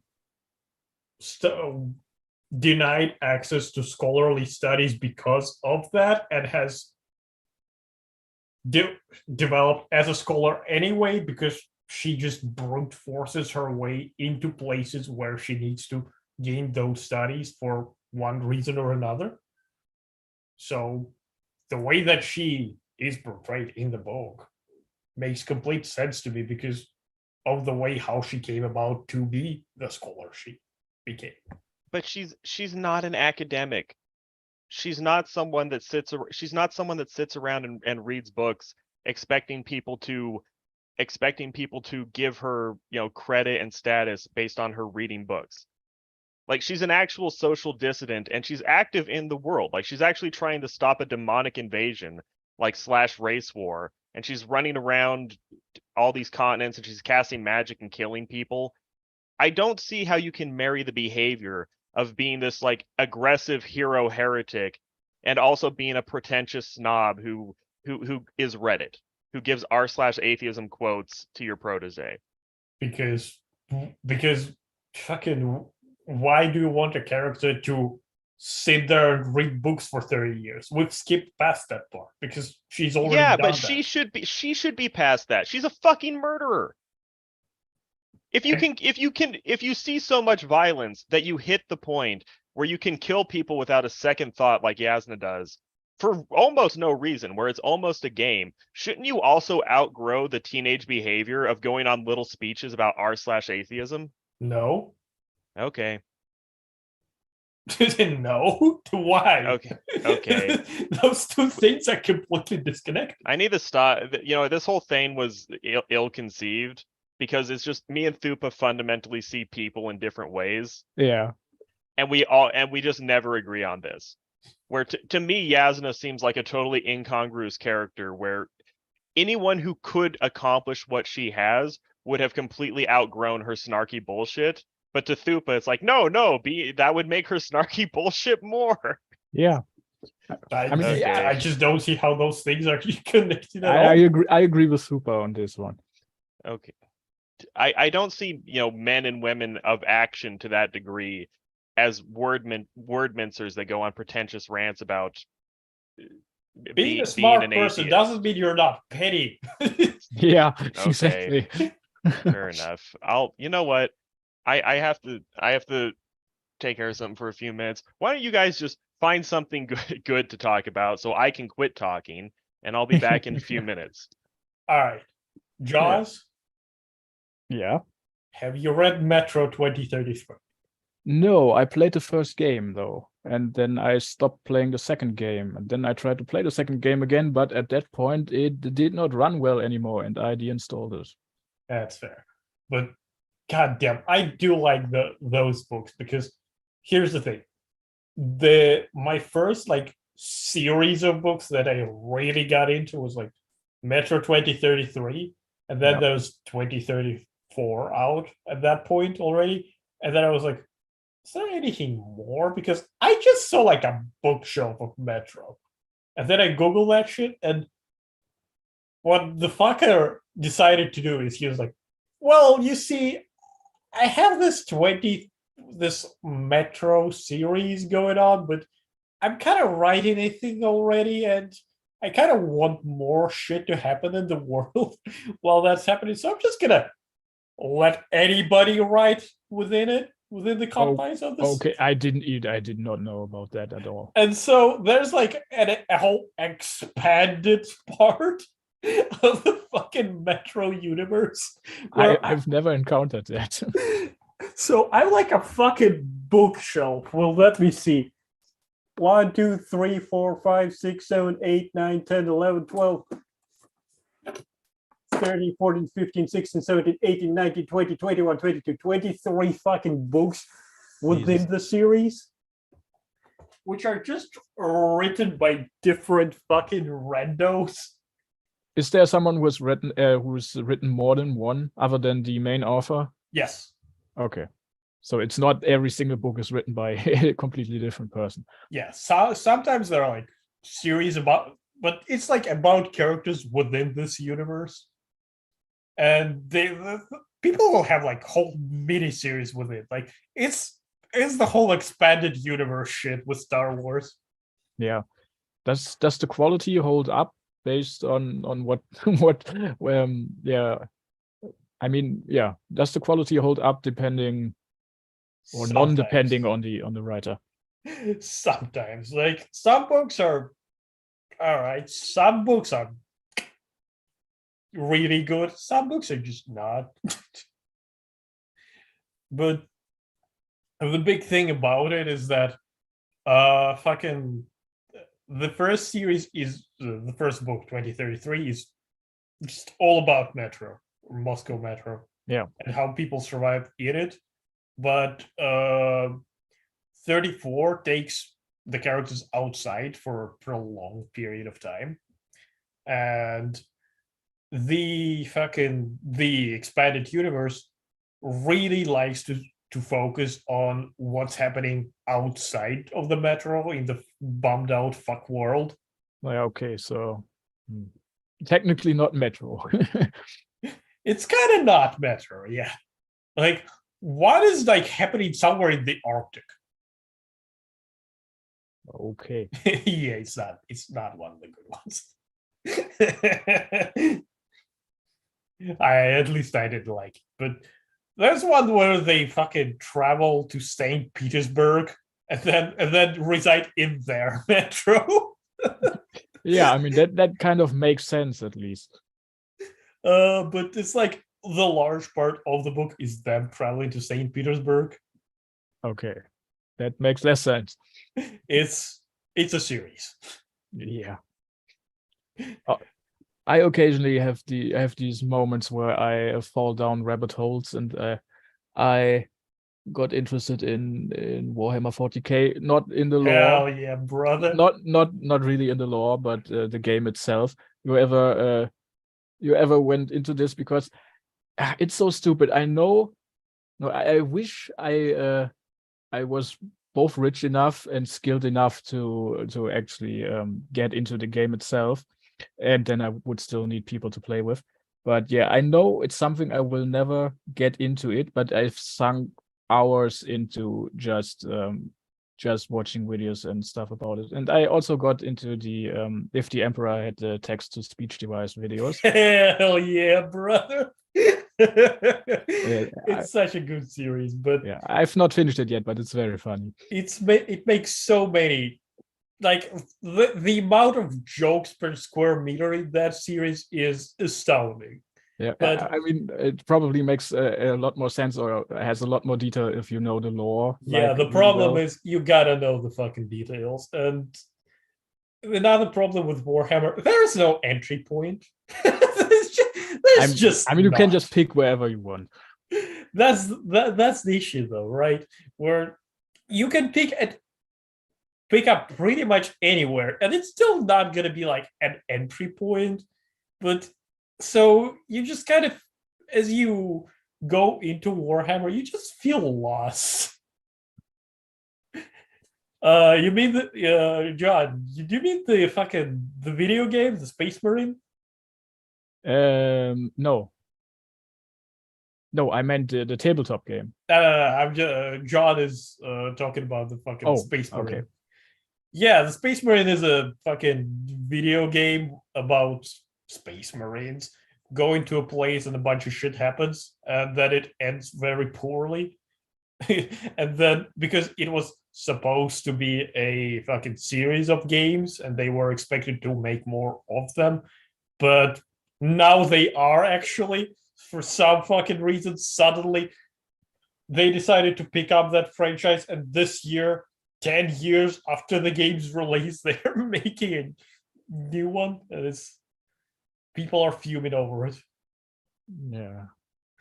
Fucking THQ Nordic was a shit company, and they did a lot of shit decisions. But the game is actually not bad, by the way. It's still okay. Alive. Like, there's a large component to it that was supposed to be online. There's like some PvE maps. There's PvP scene, and it's still fucking kicking 10 years later. Like, that's a minor impressive game. That's beyond fucking impressive. So yeah, it's not a bad game actually. Like, if you sit down to play it, it's not bad. When you said THQ, I immediately had that game intro in my head. I mostly remember it from playing Supreme Commander. Supreme Commander. That's a series I remember. I only played the first game, but yeah. I fucking sucked at Supreme. Oh yeah, me too. I was so bad. I mean, eventually you kind of get what you're supposed to do or how you're supposed to do it. But yeah, I also sucked really bad at I that. always try to micro things, and I would just fuck it up drastically. And while I'm trying to learn how to micro, I completely forget about my macro, and then I'm just like, Yeah. shit out of whack on all fronts. Yeah, that's like one of the worst kind of decisions for this game, that every unit is an individual unit instead of like a troop of something that you can command well together. If you want to play a game kind of like that, where the individual maneuvers still really matter at all, but it's much smaller on a scale while still maintaining that kind of feeling of the large scale, I would suggest Homeworld Deserts of Karak. Oh, I watched the Mandalore reviews on the whole Homeworld series. Yeah, Homeworld 1 and 2 are still in that fucking Supreme Commander ballpark when you play them, where I can see that. they are grand, where there is micro and it does matter. But when you play Deserts of Karak, it is so much more down to ground, where yes, it has that feeling of the large scale, but it's not. There's so much little macro to it, where it's much more micro specific. But you don't like usually do it with individual units, or don't have to, at least. Or you just kind of do it with groups of things, so it just feels better. Like I think they really nailed it with Karak. I mean, it must. I mean, Karak is it's not set in space, but it's set in the desert, right? Like it's a weird little step from like space battles to like. Well, it's a ground-based prequel to the battles. story, if I recall correctly. Okay, what are you guys talking about? Homeworld at the moment. Yeah, we're talking about Homeworld. The video game series, which I only know about because of Mandalore. Oh, okay. I assume you don't know about Homeworld at all? No, I really don't. I just took a shower and I had an epiphany. Oh shit, the Met's powered up. Okay. I'm just gonna say, you know what? Fuck topics. I'm not trying to have a topic ever again. What is your epiphany? That was it? Yeah, that was it. Because every time I try to have a specific thing to talk about, it becomes difficult very quickly, and then Thupa, comes in and wins with his superior memory.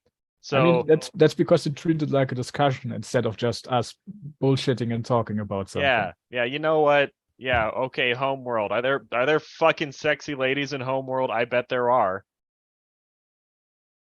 I don't know. I haven't played There is one, but she's kind of entombed in a ship. Oh, entombed in a ship, you say? And just kind of treated as like sentient, immortal AI at that point.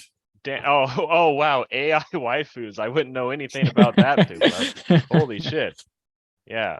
Let's. Okay. This is the best game ever. You know what? It's fucking stupid books. Books? I would never read a book. So fucking. Let's talk Warhammer. Yeah, let's talk Warhammer. Let's talk anything but Brandon Sanderson. You know what? Fuck Brandon Sanderson. He's fucking idiot. Tell me, we're done. Is Brandon Sanderson? No. No. We won. We decided. Watch me just change. You know what? Fuck it. I'm gonna change the name of the stream to no. Just the word no. Brandon Sanderson is no. Can I do that while the stream is live? And then you put an apostrophe there. Okay, it seems that I cannot. Yeah, no apostrophe. Okay, Thupa, I'm free. I just leveled up. We're never doing topics again. Or if we do, it'll be a secret. No one will know what the topic is, except for a select person who is my pawn or me. Only I will know the topic. Then I can always claim that we are on it. Yeah, exactly. Jaws, I'm sorry for inviting you here. and then No. imprisoning you in a fucking topic when you could have been free and talking about Homeworld with Thupa the whole time. I like topics. It makes it easier to Okay. get So now material. you want topics. Okay, we're I back to always topics. I'm always sorry. wanted topics. Okay, I mean, suck I'm a fine dick, with Thupa, both, we're doing but- topics again forever. Brandon Sanderson is yes. Brandon- no. Yes, no, maybe. Okay. Yeah, okay, fine. But you know what? We're gonna not do topics unless we have a good reason to do topics. Then you know what? Understood. I mean, We will maybe do topics. Brandon Sanderson. Maybe. No, do the Mexican question mark where it's at the beginning. I Okay. mean, usually the stream goes anyway in a way that we start out with a topic and then we just get Yeah. the most of it out of it, and then we just switch to something else. I mean, How about we talk live- about literally whatever, Yeah, and then we name the stream later based on topics that emerge. I don't. I Yeah. kind of want to have a debate at some point again, but Thupa will win. We have to not invite Thupa. Is live on Brandon both sides of the- Sanderson of the later? fence. Okay, but we were talking about sexy Maybe homeworld Brandon waifus. Sanderson later. No, Okay. maybe later. Okay. Okay, Thupa, tell us about this game while I put my pants on. I frankly don't remember too much about Homeworld, I'll be honest. Okay, cool. Okay. Yeah, we just weird off course because Yeah. we're talking about multiple things, including Warhammer 40k. By the Man. way, not connected to Warhammer, but super.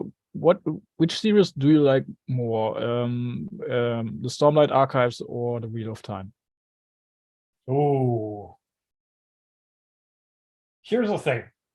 God damn. I am more invested in Stormlight Archive because I just kind of prefer it and the way it is, but I like more fucking The Wheel of Time because it's a complete story. Mm-hmm. It is done. I know the end. I've read the 14 books. Right? So it's a little hard to evaluate at the moment, but if Sanderson continues the way he does, I think I like it more.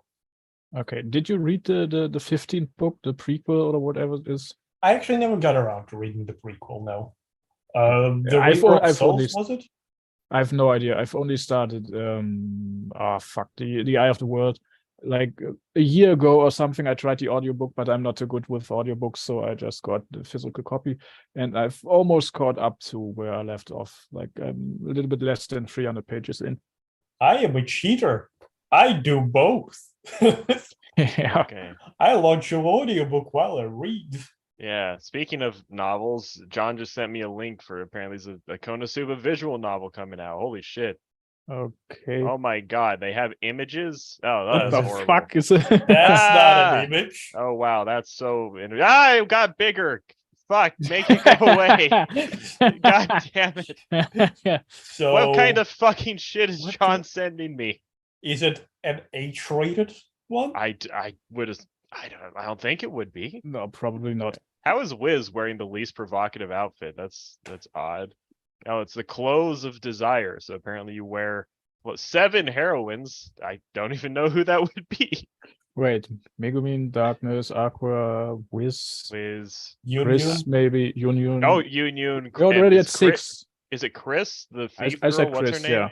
yeah, Did you? Chris. Okay. And Oh, maybe they're counting Eris as well. yeah, Damn, what okay. a fucking Who great the fuck is game. Eris? How do you The- not the- know the who goddess, Eris is? The other goddess. Yeah, the other goddess. Yeah. Oh, you mean the one that appeared for like a minute total? That's Yep. not her. Ah, Not- that's not her. Yeah. Not a good Eris. Okay, now do you remember? I mean, yeah, when you explained who it was to me, but fucking no. No. Just no. She's Just no. she's No, okay, the new topic is Eris? No. Man. I've actually thought it were 2 months until Mushoku Tensei season 2, but it's actually only just 1 month. I mean, God damn it! less by now, actually, like half a This month. is so bad. This is so bad. You just have to wait with the podcast until the second season is done, so you have plenty of time. Second season No. of what again? Fuck Of you. I'll Mushoku release it Tensei. right after the first episode. That's the perfect time to release. Okay, you know what? This is the new plan. We're doing Mushoku Tensei. We're gonna do this. Right now? No, not right now. Maybe. No. Okay, but Thupa, goddamn it! If I'm gonna do this podcast, we need the hurry. Thupa, what are you doing next Tuesday? Perhaps we will record some shit for Mushoku. Next Tuesday, at the moment, I'm meeting a guy. A guy, you say? Well, I'm required to ship with the fucking mechanical parts. Now I need to procure the fucking station where I can actually assemble them together. Okay, I'm just going to assume this is something sketchy. Okay, fine. Thupa, you're out. You tried and you failed. You have to talk to me another day. Okay, but I do want to do this. I want to make a Mushoku. Not talking to you. No, not talking to you. Not anything but that. Anything but that. God, please save me. Yeah, all the light in your life will drain away. I can feel myself dissolving. Mr. Jaws, I don't feel so good. My arm is gone. It's gone. Oh man, I sure hope the dissolving wave doesn't reach his face and mouth. That would be horrible. I'm dissolving bottom up. Why do you No! always go for my dick first? Yeah, I mean, there's advantages to that. Okay, well, yeah, we'll talk about Mushoku next time. We're just learning about my ability to plan and how it's not good. Yeah, the new plan, the topics will be secret, and I will steer the conversation towards them through subtlety and innuendo. Okay. Yep. So I should assume it's Mushoku Tensei, right? Yeah, sure. Why not? I just assume it is that. Yeah. I mean, Thuba, do you have any insightful things to say about Mushoku right now? Because you could. No. I fucking Okay. don't remember anything that even happens in this. But you remember every fucking word that happened in Way of Kings. I've read the fucking book 3 times alone. It's a fucking TV show. There's like 1% as much to remember. Mate, when you read things, you remember them better. I don't remember anything. My memory sucks. I always remember like the lesson to learn from something, which means I'm always wrong. When you sit down and put effort into something, you remember it. When you sit there while shit passively happens on the screen, yeah, it just kind of happens. Not if the stuff is good. Not if it's Mushoku Tensei. Tensei. What? Tensei. Shut up. Mushoku Tennessee. Mushoku Tennessee. Man, fucking season 2. I'm so excited for this, man. I think season 2 is going to be good. I have This no is fucking for- idea and nothing to base it on other than the new When's the girl second character season that has been happening again? introduced. When? I think I think later it's this the month. second. No. At the beginning of next month. I think it's on the 2nd. So Second summer anime season, if I understand correctly. Yeah. Oh my god, anime journalism sites are the fucking worst. Sometime in early 2023. Thanks, culturedvultures.com. Don't ever click on that webpage. Okay. They just Got it. say the most vague shit. I hate Somewhere in the those middle. people. Yeah, we'll get there. I mean, Crunchyroll maybe knows. I don't know. They're not the most competent. No, it should be the 2nd of next month. Look, On I think on I guess my anime list is probably the if it's summer season, then it's very easy to ascertain. We open any webpage and we'll look. Okay, we're on to episode 11 now. So most shows are either episode 10 or 11, which we see 11 the most, so it means it's gonna be 11 for the 10th, for the people on the 10th episode in the couple of coming days. So meaning most shows ran for 12 episodes. So they'll be finishing next week probably, and week after that is going to be started a season. No, not all shows start immediately there, so we can add up another 2 weeks. So we can say 3 weeks. There's going to be a new show. Oh yeah, cool. Okay, it's all in the works. But yeah, look at this. He's gonna go to school. Wizard It's College. so cool. It's weird. Look at this person here. They look like Sylphie, but they're wearing sunglasses. I don't get it. And she does not have the right hair color. Yeah, it's fucking nuts, man. Sun Gliffy. Oh, Sun Gliffy. Who needs they Sun Gliffy? Okay, never mind. Sylph glasses? Yeah. God, I mean, Sylph fucking sucks compared to the other girls. But only because she can... is not in the story, I guess. Yeah, it's like, oh, cool. Let's have the implicit main girl be the person that he hung out with for a few years when they were fucking 6. You know, not the person that he went on crazy demon continent adventures with, or not the person who raised him at her knees and taught him magic, but, you know, just the person who was down the street and, you know, they hung out once. That's cool. It's the one problem with this author. I mean, but you know the trope that but they grew up together. The childhood friend never ends up with the love interest. Oh, fine. Yeah, let's subvert the one trope that makes sense. Did somebody just say suck. Oni? God, what was fucking Oni God? No, that's my name now. Oni God. That's my code name in the streams. Fuck, the one with the incest sisters, the lolicon one. Oreimo. Oreimo, that's I was gonna say you're gonna have to be way more specific, Thupa. See, just gets me. You don't. Okay, yeah, Ori. I've never watched it. Wait, is what you are you saying? Is Mushoku is the new Oreimo? No, I'm saying fucking the childhood friend from that one loses as well. Oh, I actually liked her. Is it Ayase? Is it Ayase? No, god damn it. Oh, wait, no, I clicked the picture. Where is she? God! Why is life so hard? Oh, I never would have got that. Manami. Yeah, she actually seemed cool. I mean, I only watched like 3 episodes of Oreimo because it was the worst show I ever saw, and I gave up, and it was horrible.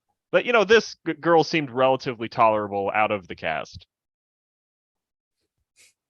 I can't say. Never seen it. Yeah. Oh, that's good. Keep it that way. You know, they go to her house, and her grandparents are like, you should fuck her. It's like, oh, okay, cool. Good. She has a nice family. They should all hang out. Okay, could be cool. Yeah, Oreimo is fucking terrible. I don't know why people pretend it's good. I mean, I know why they do, but I also don't. It's a good character show. Fucking, you know, it has good designs. It's not a good show. It's not a good show, no. But fucking, the fucking, it's sweet. It feels sweet when you watch it. If you ignore context. If you I mean, I only watched Oreimo, and me and you have talked about this. I only watched Oreimo because when Arrow Manga Sensei was becoming a cause celeb and everyone was making videos about it and talking constantly, everyone was comparing it to Oreimo. And I watched a few episodes like, okay, let's get the basis for comparison and try to understand what's going on. And Oreimo was just fucking terrible. Not even the subject matter being terrible, although it was just a bad show. Like, I watched the first few episodes, and it's just people standing around a room talking about incest porn, and nothing happens. And it's like, I don't get why you would watch this.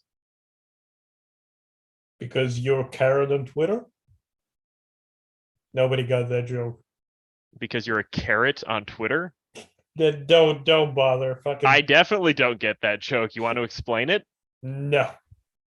I mean, that was kind of a long shot reference if people didn't know what that was. Anyway, fucking. Anyway. Incest. Incest good. Oh, okay, thanks, Thupa. Thanks for jumping in. Oh, is that the new name of the stream? Oh, Incest how many good? How many question marks do you want after that there, Thupa? 4. Holy shit! We actually would get views if we dash. Then it goes to Brandon Sanderson. Like, what the fuck are they talking about? Sanderson pulled over a new leaf. It's as good, comma, Brandon Sanderson. Oh fuck. Oh, that was funny. That was funny. Oh, I mean, I don't get it. I mean, I'll watch some bullshit, but make it good. I mean, Orimo's just the character designs. I mean, Kuroneko is cute. I mean, Kirino is fucking attractive. I'll give him that.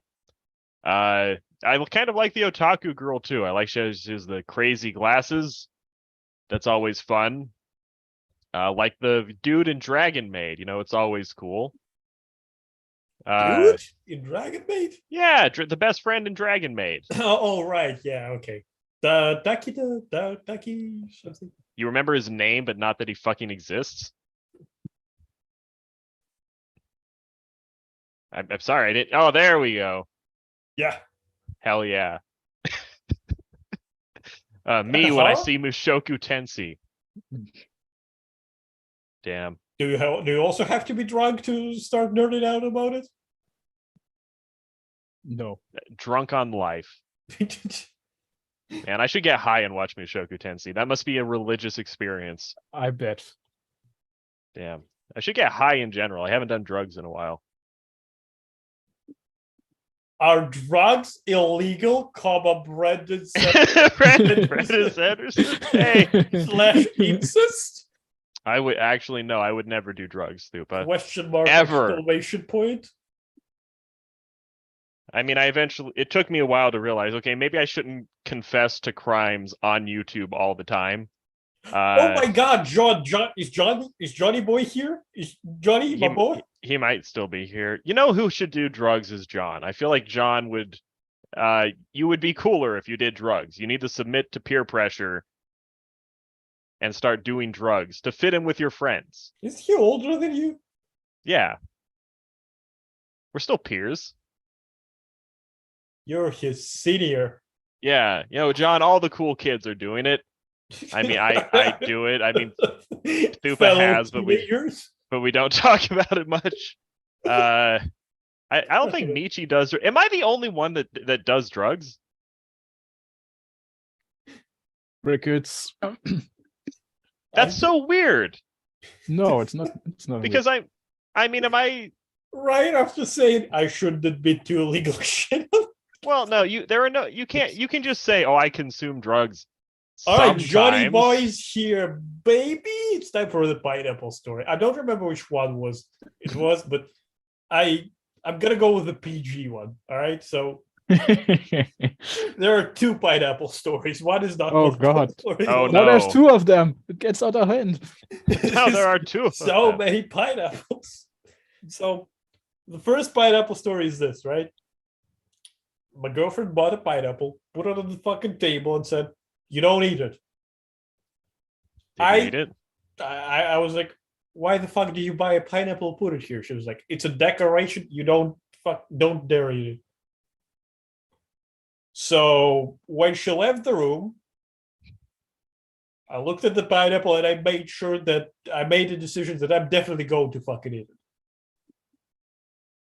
But then, if I ate it, how the fuck would it remain a decoration? So, when nobody was looking, I took the pineapple, cut out one of the segments in it, and I decided to take a teaspoon and I would spoon out some pineapple and eat it. Okay. Through that hole, and then I would plug it back in, plug that segment back in. That kind of turn it around so it would be facing towards the wall, so nobody would see that I'm doing the thing. And I got in the rhythm of that. I would be like, I need to go to the kitchen. I'd just quickly go there, spoon myself some pineapple, leave. And I did it for like 3 days. And here's the thing: when you're eating something with a teaspoon for 3 days and it's not unrefrigerated, it gets to go bad really quickly. Yeah. So here we are, the 4th day, and I'm already I'm already over the teaspoon thing. I'm like cut out like the back of the pineapple, and I'm like fucking just shoveling it into my face occasionally, and then I just replace the back part. And then my girlfriend walks into the kitchen and goes, "What the fuck reeks here?" And I'm like, "It's probably the pineapple." And I'm just kind of there on the couch, just fucking. I have the worst food poisoning I've had in my entire life, but I'm still eating the fucking thing. Oh. Okay. And she just goes, "Why did you eat the fucking thing?" I'm like, "You told me not to." Yeah. I don't even like pineapple. She's like, "I don't fucking know. I didn't say that. Just should have fucking ate the pineapple. Why did you eat it?" I'm like, "You don't even know." It's just like 3/4 of it gone, just a husk, a rotting husk. that I I'm needed still- I needed stories for the live stream. Yeah, now you do. Is Brandon Sanderson pineapple? Oh, okay. No, Brandon Sanderson is pineapple incest. Tensei. All right. I want to see if I can find something real quick. Every time I read the letters LDS, I switch the S and the D in my head around. Like it happens Gotcha. automatically. Yeah, it's an easy it's an easy mistake. The Church of LSD. Yep. It's funny. I did used to be Mormon. Did people know that? You have mentioned it at an Yeah. early point. More less. It doesn't come up. It doesn't come up. Wait, what? Why is it? What's funny? Because they made a pun. Oh, Oh my god! I just said the most insane deer of Jesus. oh, okay. Yeah. You okay? Yeah, it's just as it happens. Okay. Like I had the explicit feeling that we had exactly this conversation before. Oh, okay. I mean, we probably have. I tend to repeat We myself. had it. No. More less. No, But it yeah, was my more my yeah. response. And when I said that you were making a pun, it felt like exactly that has happened before. I made a lot of puns. We know, and we're just trapped What with the you. fuck? Why does he have a giant sword? Well, because he's a nerd culture icon. This image came out. I think, yeah, this is the one they used in that horrible, Yeah. fucking interview thing where that was so weird. I mean, I'm not all that defensive of Sanderson, but that guy was just a fucking nut. I only read like a few sentences and then I stopped. What I are you read the talking whole- about? This Wired article, it blew up a little while ago because this guy from Wired, he went to interview with Sanderson, and he right. lived with Sanderson for a few days. And he Sanderson was one of the most uncomfortable guests ever. Yeah, Sanderson was really nice to him, taking him out with his kids, having food, watching movies with them in the theater. Like everyone was just super nice to this guy and treated him really well. And the dude even admits that in it. But the whole time he was fuming and crying about how the story wasn't coming together because Sanderson is too boring and normal and nice, and he doesn't have an angle. And then this article is mostly the dude whining and being sorry for himself and talking shit about Sanderson. And then it ends with a bizarre connection where Mormonism is a sci-fi religion, and therefore Brandon Sanderson is the peak sci-fi fantasy guy because he's Mormon. And then it ends with like, as God builds man, I build books, or something like that. Yeah, It was I remember fucking he weird. like repeatedly fucking reaches into some shit. And It was, Brandon dude. Sanderson's like, "Oh, I suppose," and he just rolls with it as fact. It was it was just a horribly unprofessional everything. And I remember looking at this going, how the fuck did the editor let this get past? And then I learned, oh, the guy who wrote it is the editor. It was so bad. Fucking Vile on Twitter had such a funny response though, saying, if you read this a certain way, if you take the editor at face value, it's actually really fucking it makes Sanderson look really cool and intense. Then he tweeted this and just in all caps, saying like, as God builds us, I build books. It's like, oh, that's actually pretty badass there, Sanderson. When you put it that way. Yeah. I mean, I will say that I should clarify this about Sanderson. I've gotten flack for saying this, but like I think Sanderson is a better person than he is an author. He seems And like a good person. And I think he's a better Sure. author than he is a writer. Where I think What? I think much of his success, I don't even know who would argue with me about this. I think he's better as a community leader and like a cultural touchstone than he is as an artist necessarily. And that's fine. That's still a noble, good thing to be. Like if you're really, really good at inspiring large groups of people to consume your art and have fun with it and make their own things, he gets credit for that. That's fine. I just am not the biggest fan of all of his books. Okay, you don't have to be. Okay, yes, I do. No, you don't. Because I watched his lecture series, and that means I have to like his books. I mean, I've watched his lecture series. Like, I mean, he has multiple for different years, although they are extremely similar. And I still don't think I've used much of his advice in my own writing, but I still like the lectures. Yeah, I think it's fundamentally comforting to just listen to an older professional talk about it. Even if it's hard to actually do anything with it, it's it's just it's inspiring. It's nice. Yeah, inspiring is a good word. Yeah, it's the medium is the message. Yeah. By the way, is John present or is he not present? Yeah, I'm here. Okay. Oh, shit! What the fuck? Where did you come from? He's been here for like 5 minutes or longer. You left the link in the Discord and you started talking about me. So Yeah. Oh, I'm gonna start doing that because having people invade as Michi did can add to the drama. You And actually- they putting books away, and suddenly I hear John. So I know. I fucking thought for a second John summoned you like a fucking creature or a pet or a familiar. You're like fucking. Is John here? Yes. You're like Trotsky in Mexico. It's just the pickaxe came out of nowhere. the level 300 summoning spell. Yep. No, Okay. you'd be like a third level So- spell slot at most. Have any of you actually met Sanderson? No. No. The fuck? No. Okay, just curious. I went to a book signing at a convention Hey, one hey, time. Jaws, have you met Angela Merkel? No, I have not. Okay. Of course I have no. I'm Russian. I obviously have access to that. No, Uh-huh. he's my brother's favorite author, so we went to Dragon Con in Georgia a couple years ago so he could get him to sign a book for him. And when we went there, my mom was like, "We're here because of you," and he's like, "I am so sorry." I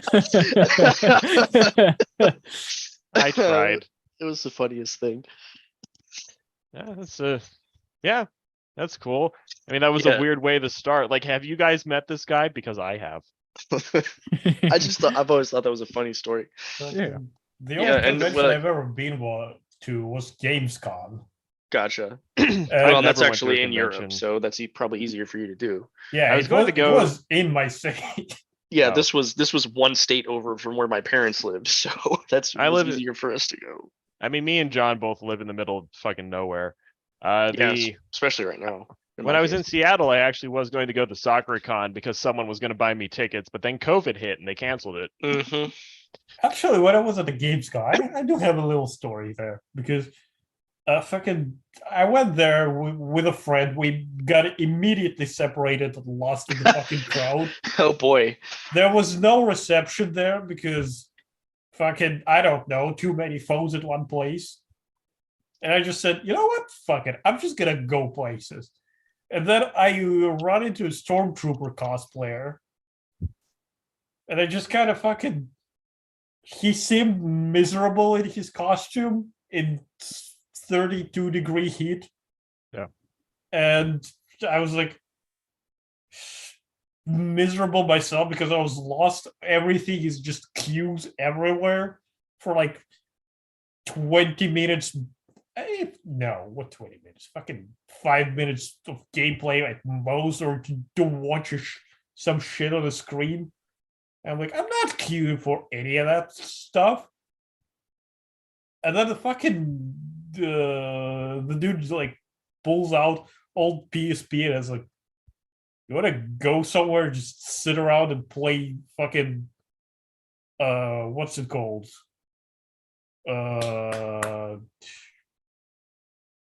Patapon. That is the one. Patapon? Yeah, Patapon. Okay. That's the game. I was like, you know what? Fuck it, let's do it. So we just fucked off to some corner with a stormtrooper guy. And the funny part was he wanted to take a piss, but he didn't. He couldn't take off his fucking suit because it was fucking borderline molded onto him. You mean he didn't just shit in his armor like the guy from Vikings?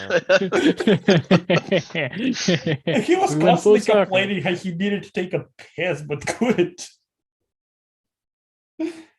I just sat around playing Patapon with him. That's my Gamescom experience. And inside that stormtrooper suit was Brandon Sanderson. So Brandon Sanderson is A stormtrooper. God damn it. Stormtrooper, is also incest question mark several times. question mark is I mean- Stormtrooper. I mean, they don't go too far with it. I mean, Star Wars does have, the kissing the siblings right, and stuff. yeah. I mean, Yeah, I'm pretty sure that was before Lucas knew he was going to make them siblings, but I don't know. That's you Wait, never so- know. Don't With change the Lucas. context. Doesn't that happen Okay. in the third movie? It happens the in fir- the no, first movie. no. They do it in Or the Hoth. first? No, it's in the second. Luke and Leia Oh right, kiss yeah, in yeah. Hoth. It happens right at the end. Yes. The fucking snow is behind them. No, I think it happens when he. Okay, thought fine. we- I'm wrong again. God damn it. yeah, it's after w- they get off the Death Yeah, Star. yeah. No, not after Death Star. After they rescue Luke from Bespin. Oh, okay. It's when they. I Or- still had the right movie. It was still the second movie. yeah, I it's the win. second. Or It it was is Revenge of the actually. Sith. I might be wrong. Maybe it's after he almost froze to death. I'm not sure if it's even. I think it's at the end though. It's fucking crazy how much better Revenge of the Sith is than Then- the first Star Wars. Jaws, I need some explanation here. Who does he throw to death? What? You said he throws to death somebody. No, I thought Luke almost freezes to death at the beginning of. Oh, froze. Yeah, of Empire Strikes Back. Yeah, froze. Jesus. fuck. Yeah, my Yeah. fucking I accent. fucking. Throws to death. I'm like, Yeah, he wait. froze to death. He throws things into. Yeah, froze then and what- froze. Jesus, yeah, okay. I can not even I can spot the difference.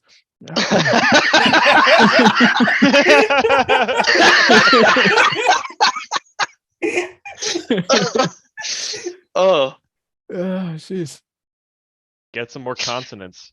I said consonant V's. Okay. I'm Nobody, very okay, apparently nobody's watched Strong Bad. Okay. constant baited. I don't know. I mean, I did a long fucking time ago. Yeah, but you have to remember the consonant V's. Nope. Or I remember he typed with boxing gloves on. That was very funny. Who Strong bad. Strong Bad from Homestar Runner. the fuck? How do you not know about Homestar Runner through I both? only know strong- about this because of Patrick Rothfuss. Okay, maybe it's just an American thing. That's probably No, what but- it is. Strong Bad was an early Flash thing where it was one of the first original web series to take off. It was extremely simple, but they had this shithead luchador character, no offense to Haynes. They had this luchador guy. He started answering his emails, and him answering his emails in a funny way became way more popular than the original shorts. So it just took off for a while. Yeah, so basically that was the show. That was the website after a point. I remember memes with this guy, but I've literally never seen anything of Oh. it. Yeah, no, this was legit one of the very first internet animations that became a meme. Yeah, I mean, you would It you was would a walk big around and deal you would back see in the people day. with Trogdor shirts and Trogdor! Trogdor. I fucking love Trogdor. They made that song and that song got into Guitar Hero 2 and everybody was losing their shit about it. Yeah, they made a little video game too. It was Yeah, cool. it's a little Yeah, point and click adventure game. It just loops endlessly. People if you ask it- actually pe- play it. yeah. People asked him how to draw a dragon, so he drew. You start with a snake, and then you add a big No, it's muscly start arm on with the an back. S. Okay. And yeah, Draw a more different S. Okay, well, John remembers. Yeah, you fucking Europeans and not knowing strong bad. What's wrong with you? How dare you call me a European? We made a Brexit out of Ukraine. Okay, fine. You, Made a you Brexit out of Eurasians and your fucking steppe cultures. I guess. There, are you happy? Step cultures. Step cultures. But the Step word culture step and cultures, stuff, it reminds please me don't. of immediately reminds me of Pathologic. A game I will never, ever play. The second one. You should play the second one, not the first one. I don't. Maybe. Fuck. I mean, you like hard games, surprisingly, which is I don't know. Why do you like hard games? Shut the. But not Dark Souls. Because he He has a likes Dark hard Souls. time starting okay. games. Oh, but not Eldering. That's what it was. But I mean, he likes Faster Than Light. He likes. Faster Okay, Than maybe Light he is not just- hard. It's hard. I've never. For me, beaten it's it, and- not.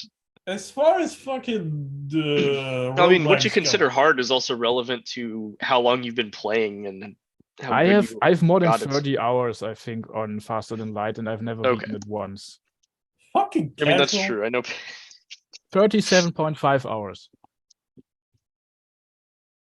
You're playing on like medium, probably. No, right? I'm playing on easy and I can't do it. Ha ha ha ha ha. Just Yeah. please. Yeah, Really? I mean, Just please. well, It's I true. tried to show him how to be good at it last Sunday, but then people wouldn't stop talking and distracting me. Yeah. You At le- tried at to least- show him look, how to be that's- good? That's how. Super, I've beat Faster Than Light many times. And he's playing on medium E, so he's never. Lies And I'm and playing on slander. medium. Yeah, Super, medium- I'm gonna just start playing FTL on Sundays until I win, just to prove to people that I'm good at the game. They'll have to learn to stop talking. Like, or you'll just get good at talking and playing the game at the same time. Okay, let's not get ahead of ourselves. Let's not say things we can't take back. God, I still need to beat Ultra Kill. Yeah. I need to I get- want- Isn't that what I was watching you play a couple weeks ago, Super? Yeah. That looked fun, but ridiculous. Look, the game's a lot of fucking fun, but I genuinely need to fucking just like there's so much tech there. Like you can go so much more nuts than I am with it, and I want to do that. I want to get good at the fucking game that is irrelevant. I watched maybe half of the badly retold video that you put in the Discord when we talked at one time, Yeah. and at that point I was getting an aneurysm and I stopped. Yeah, I mean, if you watch this, it is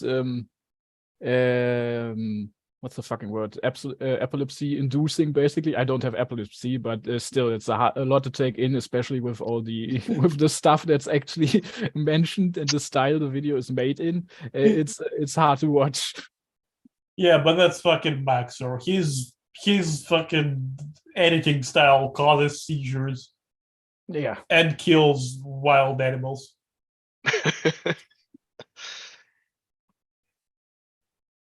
Oh my god! But the developers of that game just go, "What if? yeah. I mean, I got that much out of what I saw. What if we just add fishing game?" And then they do, and then they put a lot of fucking detail into it. It's like, we want chapter 3 for a game and early access. What if we introduce a cinema level where you can watch YouTube on a screen in our game? Sounds like VR chat. And then we put a bunch of secrets in that level. And you can kill cats. And then that summons voice actor for Gabriel, who accosts you. Okay. And it's like, why?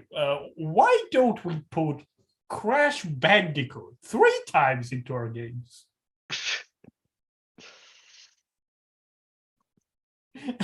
Because of copyright infringement. Whoa, wait. They should. This fucking like there's like 2 secret levels of just Crash Bandicoot, and it's everything that game was. Just fucking horrible tank controls, camera, depth perception out of hell. Oh, Crash wasn't that bad. Was it? When did you last play Crash? A very long time ago. Okay, then I'm full of shit. Yeah, well, I played the remastered collection, which apparently the way they rehandled 1 made it harder than the original Crash Bandicoot. Jesus fuck. Yeah, it had something to do with the fact that they unified the physics across all 3 of the games that were remastered, and that somehow that fucked over 1's difficulty. It's still beatable, but I never finished it. Nah, no thanks. No, I would I never. I'm not going through Crash again. It can go crash and burn for all I care. I was about to make that joke. It can go Crash and Bandicoot for all I care. I'm sorry, I stole your joke like a total bandicoot. That is Oh okay. no. Oh, Bandicoot. Oh, I get it, Coop, because he's old. I don't know how old. I don't know. Actually, I don't know. Who knows? You know what? I don't know people's ages here. The only person, we don't need to say it, but I don't know anyone here's his age except myself, and I guess also John. No, I've What? said it before, but Yeah, I also don't know. my age. I forgot your age. You're like a baby. What I A really baby. mean is I don't remember. I don't know who's oldest because I don't remember. Because Thupa is secretive about his age. yeah, I assume In it's a- me, but Thupa could be older than me. Yeah, we don't know. Fupa's age is a mystery, but Thupa could be in his 40s, and I would not know. I believe Thupa's in his early to mid 30s, but he could also be 52, and I wouldn't know. I would have no way to test it. Could also be 17. Yeah, you're not 17, motherfucker. Exactly, because I'm 14. All right. Oh, You're actually grooming kids. Oh wow. incest comes back up once again. You're well, Incest is. God damn it, Thupa. Why do I tolerate your fucking bullshit? because it's Because you fun. love him and it's amazing. Okay, don't bring. We don't need to go there, John. John, You thank only, God you you only refer to interrupted. him I as your was best about to- friend on multiple occasions.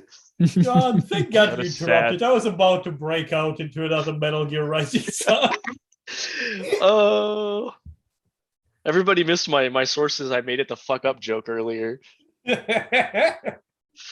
Yes, I did. Let's cook an omelet together. Is that also a reference? Yes. Yeah, okay. Can't make an omelet without breaking a few eggs, Jack. Ah, okay. There's also just a meme where fucking on YouTube somebody remixed the fucking lines so that they're making a fucking omelet. Jack, I want to cook an egg. I tried to watch a video explaining the whole story of all the Metal Gear Oh man. games in chronological order, and I gave up like 20 minutes in or so. I don't know why in the fuck anyone would write this. Yeah, I did not continue. Yeah, Kojima's a weird case where people seem to give him more credit than he deserves, but How did it get so popular, man? Yeah. I know it did like What do some cool meta stuff, but other than yeah, I that- think a lot of it was just Metal Gear Solid 2 basically predicting the internet as it exists now. Which is I funny wish it- because people hated Metal Gear Solid 2 when it came out. Yeah, I can understand that. I wish I knew more about Metal Gear, but I just didn't get into the series, and it's so impenetrable at this point. I mean, they're doing the remaster collection, so that might be a good time to jump into it when that comes out. Are you I'm telling me to not play gonna video do it. games, John? Do you want to go there? It's So a when are you finishing recommendation, Metal not Gear a Rising? force. Yeah, I mean, I played through the first 4 Metal Gear Solid games just because of Rising coming out. Hell yeah. Oh Wait, yeah. you did that? Because of Oh. Rising coming out. Yeah, because I wanted to play Rising. I was like, well, I guess I better play these other games that I haven't played yet. Holy And I ran through shit. all of them in a couple months. I am so sorry. Well, I mean, Rising was a great game. Rising was a great game, but it was completely around to Metal Gear. That's okay. So, Not like I was gonna know that going in that it was gonna be so independent that I barely had no context needed. I'm sorry you didn't know Kojima just decided to shitpost. That's okay. I still enjoyed my time with him. Memes are the DNA of the soul. Yes. uh, But I never did play 5 though. fucking story wise, I think my favorite video on video games, fucking explaining the story, would be the one about Rain World and its DLC. Like, it's called The Affairs of Passing Gods, and it's really good. It's like a solid fucking video, but it's just one giant spoiler though. My favorite one is probably I don't remember the title, but it was on Nier Automata, and that got me to actually play the game because of Yeah, I mean I spoiled myself on the entire story, and just having the ending E mentioned and mentioned in the video, that convinced me, yeah, fuck, even though I know all this now, I need to buy this and play it for myself. Yeah, That's well, I think fair. spoilers aren't always something that's gonna preclude you from doing something or engaging in the media. Sometimes Yeah. hearing them is gonna be what gets you to say, that's interesting. I'm gonna go look into that. Well, I it don't kind of think- depends on the spoiler, right? It Because depends. But yeah, in this case, that was what convinced me to buy it and play it. I think in the vast majority of cases, spoilers really don't hurt the story all that much. But I still want the experience of watching it for the first time. So I still want to avoid spoilers because you can always watch it again, but you can only get the experience of going in blind once. Yeah. speaking of spoilers and high art, let's talk about nostalgia screening the wall. Really? It's Wait, what about it? high art, isn't it? Nostalgia critics, what? The The wall. wall. Okay, is it a I'm not even reference sure to? that it is. Is it Well- a reference to Pink Floyd's The Wall? Or Well, it was a recreation of Pink Floyd's The Wall. You because- people are unaware of it? Well, Nostalgia Critics thing, I don't watch him, but his thing is that to circumvent Yeah, apparently copyright, Thupa watched him, so we don't have to. yeah, to get around copyright, You they reenact all the shows they talk about, and his The Wall video was panned as like the worst thing he had ever made, which was saying something, I guess. So okay. It is. Yeah, all I really know about Nostalgia Critic anymore is that he tried to get away from doing the movie reviews, and then his audience basically turned on him because they That's didn't like the skits he tried to do afterwards. That seems to happen so often when, like, yeah, a creator does not do what they became famous for. Yeah, it's like, hey, I know you guys loved the stuff that I was doing, but I think that's dumb now, and I think you're dumb for enjoying it, so I'm gonna do something else. Yeah. That could be one thing if you just got tired of it. I'd understand that, but he kind of forced himself into being a permanently online person, though. Because have you guys seen that video where he quit his job when he got big enough on the internet to start making money? no, I heard about it, but I didn't watch it. Yeah, he just like comes into this room, lights up a projector, and then rips his shirt off and has "I quit" on his chest. You know, it Very would have been dramatic. badass if he had stripped completely naked and he had carved that into his flesh with a rusty blade, Or if it would have said "Holy Sword Excalibur." or if he'd shown up with a gun. He's not Harry Dubois, so he's not gonna do that. No. If he rips enough clothes, we can see that he's packing a gun. Very fun. Very funny, Thupa. It's weird. Yeah, you know what? This is the new plan for streams. I'm just gonna start them and leave the link, and whoever shows up shows up. And if there's someone I don't like or I'm having a bad day, they might get banned. Oh boy. Yeah. Consequences. Yeah. We need to add some intensity to this. John, I've linked you a What? video in Green's office. Okay, I'll get to that in a second. Oh, in Green's office, you say? Yeah, the Discord server that's called Yeah. Green's Office. Oh, okay, that makes sense. You know, the one that you named and created. Yep. Yeah. Which gets used shockingly little for its explicit purpose of existence. I think we're using it a little more often now. Yeah. Well, and the plan is, I mean, I use Zoom so far because it's simpler, but I need to figure out how to do the virtual cable thing and just use OBS and go from there. Yeah, I've streamed a Twitch with, I think it's OBS a few times, and it's not too bad. You don't No. fucking need to figure out virtual cables. Okay, we went through this, dude. But if it's so easy, just send me a step-by-step instruction. Open YouTube, type in how to press button to stream in OBS, and it's gonna be a 12-second tutorial which tells you press the stream button. Well, it's actually going to be like a 40-second video because the person's going to have their dumb intro and then be like, yo, what's up? This is Lil Dude 489. Those are important. There's also an outro. You shouldn't forget. There's gonna be a 2-minute video. Yeah, we need and a a sponsorship. fucking And a song. sponsorship. Yes. Yeah, we need a song for the channel. Someone get a channel song. Oh, maybe Grapho has one later. All right, I'm setting the rhythm. John, start saying. Do what? Start singing. Singing what? Here, let Didn't me know, find some you know. copyrighted music on my phone and start You playing know. that on my microphone. I mean, it's called Save the Green podcast. There's really no reason for it to be Let's called make a with that jingle anymore. for but- Green. Yeah. Didn't Michi say that basically the theme for the channel is the Sayonara Zetsubo OP? Oh yeah, it should be. Oh, we could sing a copy of an OP, or we could just use the A scene Sayonara one. That's true. So many good ideas right now. All right, somebody, fucking Green. I need you to find on YouTube right now a version of Sayonara Zetsubo without lyrics. No. Also, I have to leave pretty soon. I actually Yeah, I was just gonna say, texted don't my you boss. have to go to work? Well, I just texted my Yeah. boss and said, "Can I get in a little late? I have to finish the thing." And she said, "Okay, that's fine, just not too late." So Okay. Okay. I'm gonna get there like 20 minutes late. Yep. Just because it's nice to finish a call.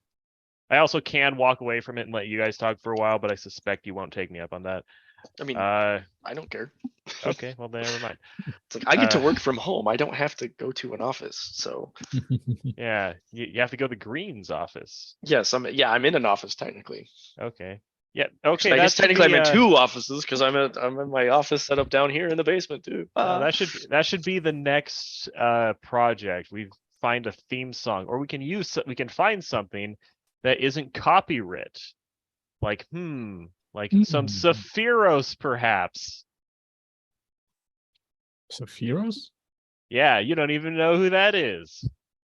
Do I know or do I not know? Let's see. I don't know. It would be a little pretentious to use Sephiros. I'll say that right now. Well, I mean, with your whole spiel about Brandon Sanderson doesn't understand the elites earlier, you can be a little Okay. pretentious, I think. Okay, fine. That's okay. You're allowed to be pretentious. I mean, I stand by that because I think Sanderson. Okay, we're not talking about Sanderson, but Look, it's okay He's- to go back to the topic he's if you have an not- additional point. to he's make. not good at portraying like powerful people and people that he perceives as being like culturally superior to him, like people like intellectuals or things like that. I think he struggles portraying power. Hmm. Even in his lectures, he talks about like, people don't want power for the sake of power. They want power so they can like do good things for the community. It's like, no, Sanderson, I think people definitely want power for the sake of power. Yeah, Sanderson has never interacted with a Reddit mod or a forum administrator. I don't know if Sanderson has ever encountered true evil in his life. Maybe he has. Yeah, maybe not as an author though. Once he's been ridiculously successful. Yeah, Sanderson should have written some gritty and brutal. Yeah, he should have been a pulp novelist. Write detective stories. That reminds me that it's actually, I found it kind of disappointing that Sardius in the end was just pretty much an evil guy. I mean, he has his reasons, but still, I kind of would have liked it if basically the assumption that Dallona had would have been right, that that Sardius actually would be a useful ally. But yeah, that didn't turn out to be the case. Yeah, it's not as bad as it could be, but yeah, Sardius wasn't the most compelling. I appreciate him for the Red Letter Media Emperor reason that, you know, he actually does have some passion. He fucking loves betraying people. I He don't loves even killing think, slaves. Man, even think I he just likes what he go kill does. again. He just does it because he thinks it's the best way to do things. Yeah. I don't know. He loves not having a shard blade.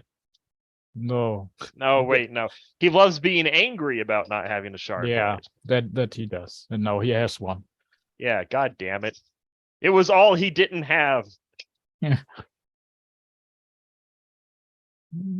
Yeah. We kind of finished here, no? Oh, okay. So of course, I text my boss saying, "Hey, I'll be a few minutes late." It's like, it was like, okay, we're done. We're done in time for you to leave, But- apparently. Yeah. I mean, I do still need to leave in like 7 minutes, so it's But we have That's fine. figured out if Brandon Anderson. if No, now you're mixing up my name and Brandon Sanderson's name. If- Brandon Sanderson was. He It's is. Brandon Sanderson Anderson. Oh, Branderson. It's a Brandon tongue twister. Branderson. Shatterbrand. But we do need a plan. You know, we need a plan on. We need an intro music for the stream. We That's also need easy. to set. We also need to set up a gimmicky soundboard, like an old-timey radio host. I need to insert offensive movie clips at random moments into the conversation. Thupa, And do you know how to welcome do to- that? I mean, Okay. were you like a YouTube reviewer that inserts the same joke into every single one of their videos? Okay, so what we do, Green, is in fucking Discord, there's the fucking voice thing. You can play in the channel, in the voice channel, fucking sound effects, whatever. They're annoying as shit, and I've turned them off. So we insert into that Titus laugh and audience. Does Green even know what the Titus laugh is?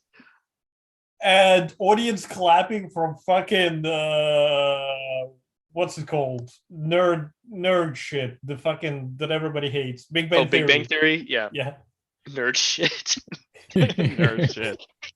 I'm obviously no nerd. What am I? Who am I? What is Tupa? Yeah, that's the Tupa? philosophical question. I think why is Thupa is the real Question question. mark. True. How is Stupa? Is Tupa? How Thupa? Thupa interrobang. Thupa incest? How? Brandon Incest, comma, incest. Okay. I like how Brandon Sanderson is the answer to how does incest happen? With Thupa. Thupa incest? How? Brandon Sanderson is. Brandon Sander. It's just No. Brandon is. Sander incest question mark Brandon Sanderson and daughter question mark. No. Yeah, I'm Brandon making. is Sanderson. Okay, let's go, Brandon Sanderson.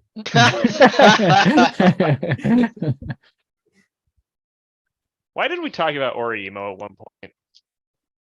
I think Incest? somebody at said some- incest or the childhood Yeah. friend didn't win the romance. Oh right, yeah. I said that with the childhood friend.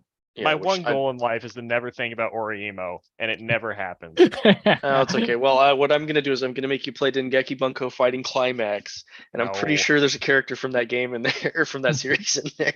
I think oh, I mean, Kirino definitely, I mean, Taiga's in it. Kirino's definitely going to be. Also, John, you have challenged me to fucking fight you in Guilty Gear the other day. Guilty Gear. I'm pretty What? sure you did. I said something about Street Fighter the other day. I thought he was said about a Guilty Gear. I think that Thupa's an asshole that makes things up. I mean, I have Guilty Gear. I can still play it. Fucking, I just don't remember saying anything about it. I'll beat your asses, May. That's the point. You like dolphins then? Yes. Yeah. Who the fuck are you? Fuck, I just forgot the name of the guy from JoJo Part 3. Jotaro, Joe Jotaro. God was. damn it. Okay. Okay, does anyone have anything to say? Nope. Sounds like we're Sander done. Saying boo. was we is